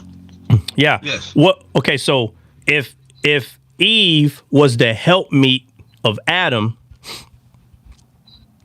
and Paul tells us, and he talks in this weird way, he's like, it'd be better for y'all not to get married. He said, you need to be like me and not have a wife. That's what Paul said, right? Yeah. Okay. So then who was Paul's helpmeet? Did he specifically call no? Who did he call his help? The Holy Spirit. He specifically called. No, I ain't gonna say that just yet. So who's our comforter? The Holy Spirit. Right, because the Holy Spirit is our helpmeet. The helper that come along. All right. Okay. Right. So I thought he specifically named somebody else. Yeah. No, what I'm pointing out is that Paul talked about having spiritual children. Yeah. Right. So he said, I have espoused you. Right. Yeah. So how were they birthed? By the Spirit. By the Spirit. So that's how he was fruitful and he multiplied through the Spirit. That's how we're supposed to. So Eve is not, Mary is not the second Eve. It's the Spirit.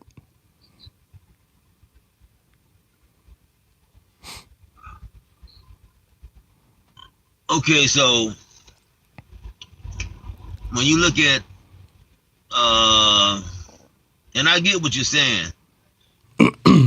Where is it at when it say Isaiah 53 verse 2? For he shall grow up before him as a tender plant. Yeah, I'm sorry. Hey, hold up. Hey, give me the address where you're at. I'm sorry. I was flipping through it, but Isaiah 53 verse 2. Oh yeah, okay, verse 2, yeah. Don't start at 2, start at 1. Okay, amen. Who have believed our report, and to whom is the arm of the Lord revealed? All right. It says, who is the arm of the Lord revealed? So we should know that the arm of the Lord is Christ, right? That's Jesus. All right. Facts. Okay, go ahead. For he shall grow up before him as a tender plant, and as a root out of a dry ground. He have no form nor comeliness, and when we shall see him, there is no beauty that we should desire him. All right. So right here, it says a tender plant, and it says, and as a root out of a dry ground. That would be Mary, the dry ground. So I hope Dom's not here, because Dom's going to think I'm taking shots. But he came out of dry ground, not pleasant ground. The whole Bible tells us what is considered pleasant, what is considered desolate and barren. So when this right here, this one verse alone shows us, but the entire Bible shows this, that if Jesus came through a desolate or a dry ground where there's no living water, then she would, for her to be called dry, which means there's no living water there, for her to be called that alone, that's just one verse. But there's many verses that point to this truth. So he came, that's why it was a miracle. It wasn't just a miracle for no other reason that something like Christ, which is life, should not be able to come through something dead and dry. But that's why God is life. Wherever he goes, life happens, whether dead or not. That's the miracle. So for people to miss this huge, by the way, huge understanding is it's quite sad, because to say that God himself can only come through something that's alive is saying that he can't bring something dead alive. And that totally contradicts the entire Bible, because the whole point of Christ coming was to bring the dead to life, period. That's the whole point. And so hold on, let me say this. So if he's bringing something that is dead to life, and that's what he does, then he doesn't need something to already be alive to become part of it. It's not true.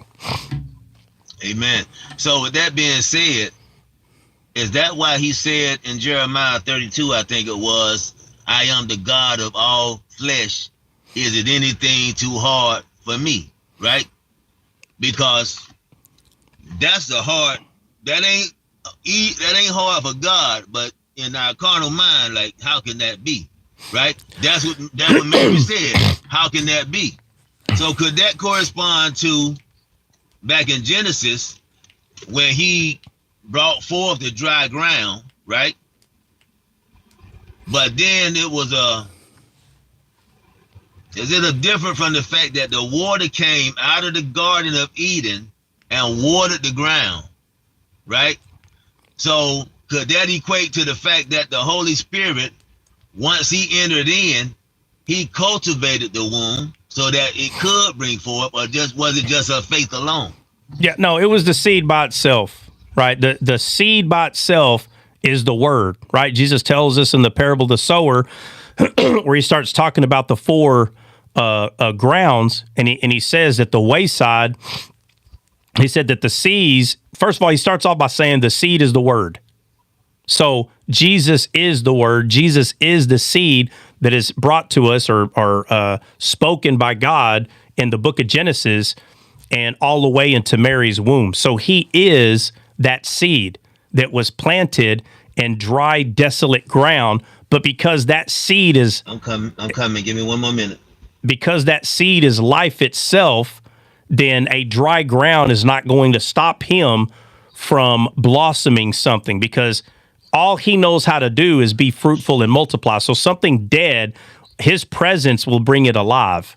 So the idea that that Mary had no sin and all this, the Bible makes it clear that he was going to be a tender plant coming out of a dry ground, which we just read in Isaiah 53. And there's so many verses that point that through his arrival is doing nothing but proving that he's God, him. So when people try would it be a stretch? Which part? Would it be a stretch if I say, if I was to say that Eve... That Eve what? Man, boy, where Dre at? Where's Dre at?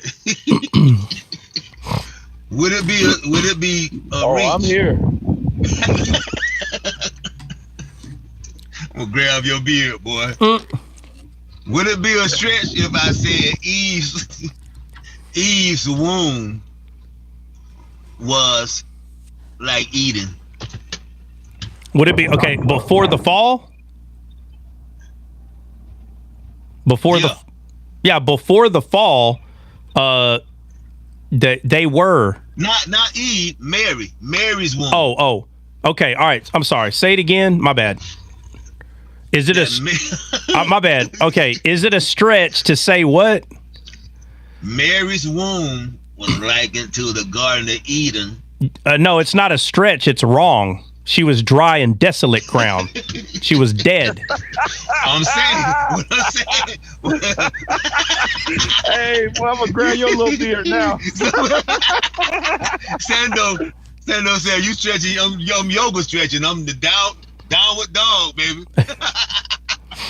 Hey, so why when they say, well, I get it. Yeah. When they say the flower of her youth, or he's coming up in a. Listen, wherever Jesus is, that's paradise, right?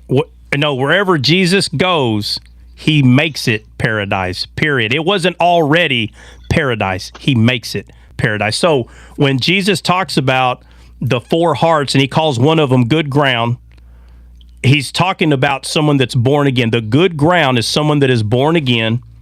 And I understand it's not easy at first, and I have to say it this way because it can come off very arrogant. But I have no other way to explain this by just telling the truth.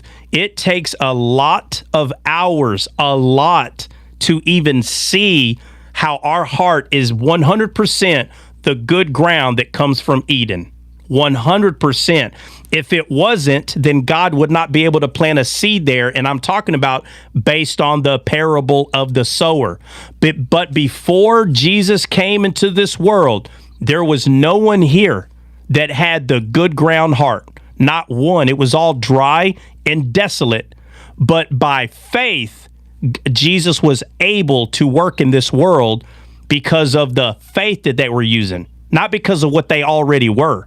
It was him, the servant, that was doing everything. But it was the fact that they were believing in God is how the servant was able to do what he did throughout the entire Old Testament. So when we get to the New Testament, nothing's changed. The son was born now. The son, the seed that was going to come, that the book of Genesis tells us from the beginning, the seed came, and by faith it was able to get planted into dry ground. So Mary, if you want to say it this way, it is true. She is the first human to have Christ planted in her heart. But it wasn't because her heart was already good ground. Absolutely not. It makes it very clear right here that he's going to grow before him as a tender plant and as a root out of a dry ground. Her ground was 100% dry, 100% barren, meaning that she could not have spiritual children. There is no human in this world before Christ came that could have spiritual children. It's not going to happen. There's no way for it to happen. Amen. Dom, what are you talking about? She was never touched. We all know she was a physical virgin, bro. We're not talking about that. We're not talking about whether she was touched that way. My friend, she was born under the first Adam. She had sin. She was sinful. Period. It was by the grace of God. It was by the grace of God that she was utilized. Oh, my bad, Dom. I'm sorry. I apologize. You're right. I wasn't even looking at all the comments. I just seen that one. My bad, dude. So with that being said, the seed, who is Christ, was planted in the dry, desolate ground, and he is the tender plant that grew from that dead ground. That is a miracle. 100%. Only God can accomplish this. Jesus himself does not need anything but faith, which is him being the servant and someone saying, let it be your will. That right there, that alone allowed Jesus to be planted in her heart and Jesus being God, it's very fun. Well, I don't want to digress from that, but when he is planted in something, the ground comes alive. How do we know this to be true? Because Jesus said that without him, or better yet, we have to be born again. So all of our hearts was dry and desolate, every one of us. So Mary was the first that was dry and desolate, had the seed of God, the word, the parable of the sower, had the word planted in her heart by faith. Every person that becomes born again, they have that same seed enter their dry and desolate ground, and the tree of life starts growing inside their heart. And it starts becoming good ground. It starts bearing fruit, which we get the fruits of the Spirit. And then we make disciples and we preach the word, which is the same seed that entered me. The tree of life grew. Now the Bible tells us we become a tree of life to others because of the tree of life that's in our heart. So when that word touches those people's hearts, they too are dry and desolate, and they have to be born again. And once that word is planted in their heart, the tree of life grows in them, who is the the last Adam. And now there is a keeper of their garden. So Christ is the keeper. All of us are one body through that good ground, which is Eden, the good ground. All of us become one body, one mind, one spirit, because Christ resides in everyone. And through that mind of Christ, we all become one. And we are the planted of the Lord, the trees of righteousness. Right, exactly. Yep. Amen. So Eve, so Mary is not the second Eve. The second Eve, which is the mother of all living, is the Spirit. Because it's through the Spirit I'll go for that. Yeah. Yeah. So we go from. He said, I'll go for that. Hey, what happened? Did y'all have this discussion or something? No. Oh. Well, I was saying that, but people have a hard time realizing that Jesus is the tree of life. And I say, well, if he's a branch that a tiny root grows up, that's Jesus who blossomed into a tree. He is the tree of life. Yeah. And in so many places where you see it.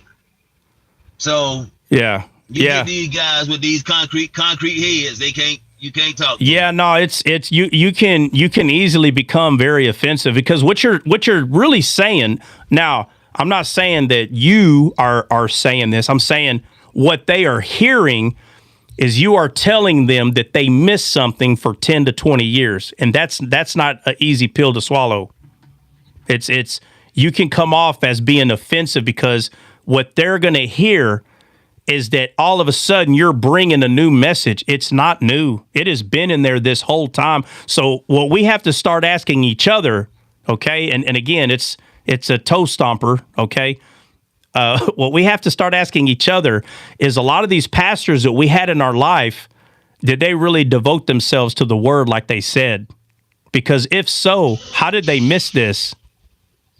How are they not able to see this? Again, it becomes offensive. But if it's truth, then you shouldn't be afraid to ask the question. Why is it that we had so many pastors in all of our lives, and it just took me a very long time to see it, but the answer is there were too many converts made and not enough disciples. It just goes right back to what Jesus said. There's not enough laborers. But yet, there's more churches than there are McDonald's. So was Jesus lying? There's not enough laborers? When Jesus said there's not enough laborers, he wouldn't have called everyone a laborer. So we go to the Old Testament, and it starts answering all these questions. In the story of Gideon, God said, how many men do you have? He had thousands of men. He goes, check it out, Gideon. Take all of them to this body of water, and only keep the ones that put their hand in the water and bring it up to their mouth. If they lap like a dog, do not take them. Notice Gideon said, Lord, I got thousands of soldiers. And he said, no, you only have a few laborers, though. So we had thousands of pastors, and Jesus basically said, not all of them are laborers, meaning that they're not in the field tending to the garden like they're supposed to. So, all right, look, guys, I apologize. I did not know that Dom and Amazing were going to come up here and take over the live. I'm just kidding. Now, so we were going to go over Esther 3 and 4. So I do apologize. And you know, guys, we don't ever have a problem. Dom's never been a problem to me. I don't have a problem with Dom at all. Amazing. You know, he's only able to come up, seems like maybe once a week. And when he does, I don't mind the digression because he doesn't always come. So I know everybody was looking forward to finishing 3 and 4 today. It's all right. We'll get there. You know, it's no big deal. Yeah. And I got to run. So real fast, if somebody I need a strong soldier to come over there, and I wish you could try. Oh my God, better not. I wish you could, brother. Come over there, try, cause they waiting for me, so I got to get over here. Where Benny at? Send somebody over here. Bro, hey, listen. He said, send the cavalry. Amazing. Listen, I might be a little wrong, and Breezy. Amazing. Let me say this. I might be a little wrong, but they don't want to hear it, bro. They don't want to hear it. That's why I told her I'm just coming to talk to, and it ain't gonna be nobody else up on the panel, but individuals that understand. Man, listen. So Breezy, come on over. Listen, let me just tell you this. If they really wanted to learn, they'd be right here in this panel listening right now. That's right. You're right. Simple as that. So you can go over there, but I'm telling you. If you come over there, brother, I'm pulling you up. Nope. See what Tammy said. No, they don't want to. They don't. If they want to learn, they'll come here, and they don't come here. So that's how I know they don't want to learn. Amen. All right. Anybody got? I love y'all. All right, love you too, man. Say, like, we all cool with Dom. It's just yanking those, trying to yank off scales off somebody's eyes is impossible. Don't yank them off. Don't yank them off. They come off when they want them to come off. That's what I'm saying. It's impossible. You got to let the Spirit do it. Yeah, otherwise, he's saved. That's all that matters. At least he's pretty close. At least he's pretty close. What'd you say about my scales, Dre? Hey, them scales are glued on there with Gorilla Glue. You hear me? Listen. I got that rosary mail to you. It's coming in quick, boy. Don't worry. Got that Holy Mary pen. Hey, he's got that. Hey, he's got that rosary. Hey, he's got that rosary made out of dragon scales. You hear me? Oh, for sure. Hey, Dom, your profile says submit to Rome is home, bro. America is home. You trying to join the military? What you talking about? You already. Nah, don't worry. Hey, I already called somebody. As soon as he shows up to the recruiting office, they're gonna ship him off to Rome. Yeah, send him to Rome, bro. I don't know why he's trying to join our military. Man. Yeah. I'm gonna tell Rome to submit to America. All right. Anybody got anything, guys? I got to go. I got too much to do today. Yeah, and remember on Friday, you can't have a whole lot to do on Friday because I'm gonna be over there this weekend. So don't forget. Oh yeah, no, we got a lot to do on Friday. Oh, we have a lot to do. We got a lot to do. You think I'm playing? I'm gonna put you in this room and I'm leaving. Yeah. I'm like, he's gonna need an hour. I'd be like, bro, I'm gonna come out here and watch this movie because if not, we're gonna sit there and play around, bro. Say, look, I'm gonna go sit out here. I'm gonna put on Star Wars, and you send me a text when you need me, bro. Because I swear, I'm telling you. Let me tell you what would happen, Dre. You'd come over here the whole time. We get nothing figured out, but have a bunch of pictures. Oh yeah. So we're gonna have to be careful. We're arguing about something. Next thing you know, it's the next day. The next day, 2 days. 2 days later, bro. Hey, matter of fact, ain't even ate nothing. You hear me? Didn't even eat, bro. So, oh hey, Barrage, I see you in here. I hope he's still in here. I saw Barrage this morning. Hey, Barrage, I saw him this morning talking to that atheist dude. We in mid-study. Yeah, Barrage, I'm actually about to hop off, but let me say this to you. Hey, Barrage, can you come up real quick? Guys, stay here real quick. I want you to hear, Hey, Barrage, can you kind of like give us a 1 minute or 2 minute like synopsis of that? Because I heard you talking to that dude that said he used to be a Christian earlier this morning. Oh yeah. Hey, good to see you. Hey, man, good to see you too, bro. Yeah. So it was a young guy, and I'm sure. Well, I don't know the age of everybody here, but I know at least you're not a young buck. You're not in your 20s anymore. Yeah. The young guys, and even just remember myself back in the day. If we remember ourselves in our 20s, if you're beyond your 20s, you think you know it, you got it, you got the world in your pocket, and you're teeming with understanding, and that's just, it's laughable. Yeah. So he had expressed that he and his wife were on he didn't really, he was kind of vague in general, but he was on staff. Gosh, I don't know if he said he was a youth pastor or worship pastor or where. He did say he was on staff, though. I heard him. Yeah. And so he was, involved, and he said he himself was raised in a culturally faithful family or family of faith, and his spouse, I think he said, was raised in a what was the word? It was more so predicated on study or scholarly work. Yeah. As opposed to culture, which I think is a nice blend, if you ask me. Mm-hmm. But let me ask you. So his whole thing is, I used to be a Christian and now I'm not. So they're atheists or what? Yeah. Okay. Yeah, they said deconstructed, which I guess that's just the process. Deconstructed. Yeah. Yeah, that word's really. Yeah. So I was telling them about them when I hopped up, how they're talking about they went to Bible college and they were spending all these years.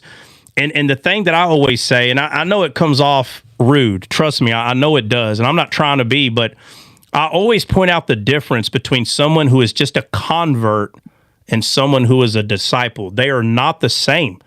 And the argument is always, well, this, let's say it's an older guy. He's in his 40s or 50s. He was a pastor for 20 years. I have not met one yet. I haven't, that can show me that they were not just a convert. I haven't met one. I'm not saying they don't exist, but I haven't met one. They're very superficial regarding the Bible. Very, very superficial. There's no depth in their understanding at all. So anytime I meet one of these guys that say that, oh, they're an Islamic believer now, or there's something else, I have to this day, and I've met a lot, I haven't met one that have any depth of understanding in them at all. So they were nothing more but just a glorified convert that basically memorized black letters on a white page, and they tell people they know the Bible.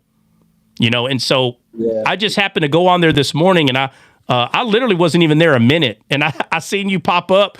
I was going to swipe out, and I seen you pop up. I was like, oh, let me see. And I heard you talk to him for at least 3 or 4 minutes before I was done. So it was actually pretty cool to see you come in here regarding that. Man. Yeah, man. You're one of the lives I usually gravitate towards. I've been real busy lately, but I love your lives. But yeah, I share that sentiment. I think we're pretty eye to eye on most things, and I think this also, they're about, to me, they are the imagery of the difference. When you said a disciple versus a convert, it's almost like, to me, the difference between an apostle like Paul, who also is studied, but he is an actual believer, as opposed to Pharisees or Sadducees, who are also studied, but they, we all know how things panned out for them. So, yeah, I agree. Yeah. So I think, guys, I'm not telling you to go over there so you can be discipled on how to become an atheist, but it is it is something to watch when you see this couple that, and the dude said it, he said out of his mouth, he is more happy now than he ever was when he was a Christian. If you don't know what that means, that literally means that in the fleshly lifestyle, like allowing your flesh to be king will become very pleasant to your eyes. It's not pleasant to God's eyes, but it's pleasant to your eyes, which means he was in religion and his flesh was struggling with religion. So then he gave in to the king, which is the firstborn, okay, which is the firstborn. He gave in and allowed the firstborn to rule here in this world. 100%, that would be very pleasing because there's no longer a battle on how you're supposed to behave and how there's no longer this battle. Now, again, because we're under grace, the battle is not like it is for some. Now, if you're in religion, yeah, there's a battle. It's bad. So basically what he did is he got out of religion and he chose the world. And so he's befriended the world. Just in the few minutes that I was there, he started he has this total respect. I'm not saying you need to disrespect people, but he's got like this overwhelming respect for people's pronouns. Like just listening to him, he's 100% worldly. And so he's like, I'm way happier than I ever was. I'm like, bro, that's because you made a choice. You made a choice. You chose one over the other. But for someone who truly chooses the spirit over the other, their life is pleasant a different way. So he chose the other pleasant. That's what the Bible is always talking about. Do what is good in your sight. Well, which sight do you choose, right? So, Barrage, we were actually hopping off before you came up, so I'm glad you did. Dom, I knew you were going to say something. We got 30 seconds. I have to go. No, I just you're gonna be on tomorrow, obviously, right? Oh yeah, every morning. Yeah, absolutely. I'll just what time you're gonna be on roughly. Yeah, I wish I could. Man, I wish I could be very precise. I can't, dude. It's gonna be anywhere between 8:30 and 9:30, somewhere around there, man. I wish I could be 100% precise every day. It's just hard. It's not easy to do. But usually, and I am talking Central Time, so before 10 a.m. Central Time, I should be live before 10. So, and I'll just rally with you tomorrow. That's cool. That's all right. What I was going to say, and it gives me enough time to do my homework. Yeah, you better do it. You better hit it hard. Better hit it. I ain't got to study. I ain't got to study at all. You better come strong. No, I'm kidding. No. Hey, but seriously, tomorrow, Dom, before we do that, or if you come up early, we could talk about it before everybody gets in. But if not, I'm going to have to, again, try my hardest to finish Esther 3 and 4 tomorrow. And, I mean, we might have to start some 5. It's fine if we don't, man. But digressions happen. I think most people understand that already. But has anybody got anything to say? We got to go. Say it now, forever hold your peace. Hey, I appreciate you bringing me on. You know, I could go another couple hours with you. Oh, yeah. Here, but we'll be in agreement, you know, everywhere we stand. So, oh, yeah. Thanks, man. I appreciate it. Absolutely. Anybody else got anything? Nope. All right, guys. God bless. We'll see you in the morning. God bless.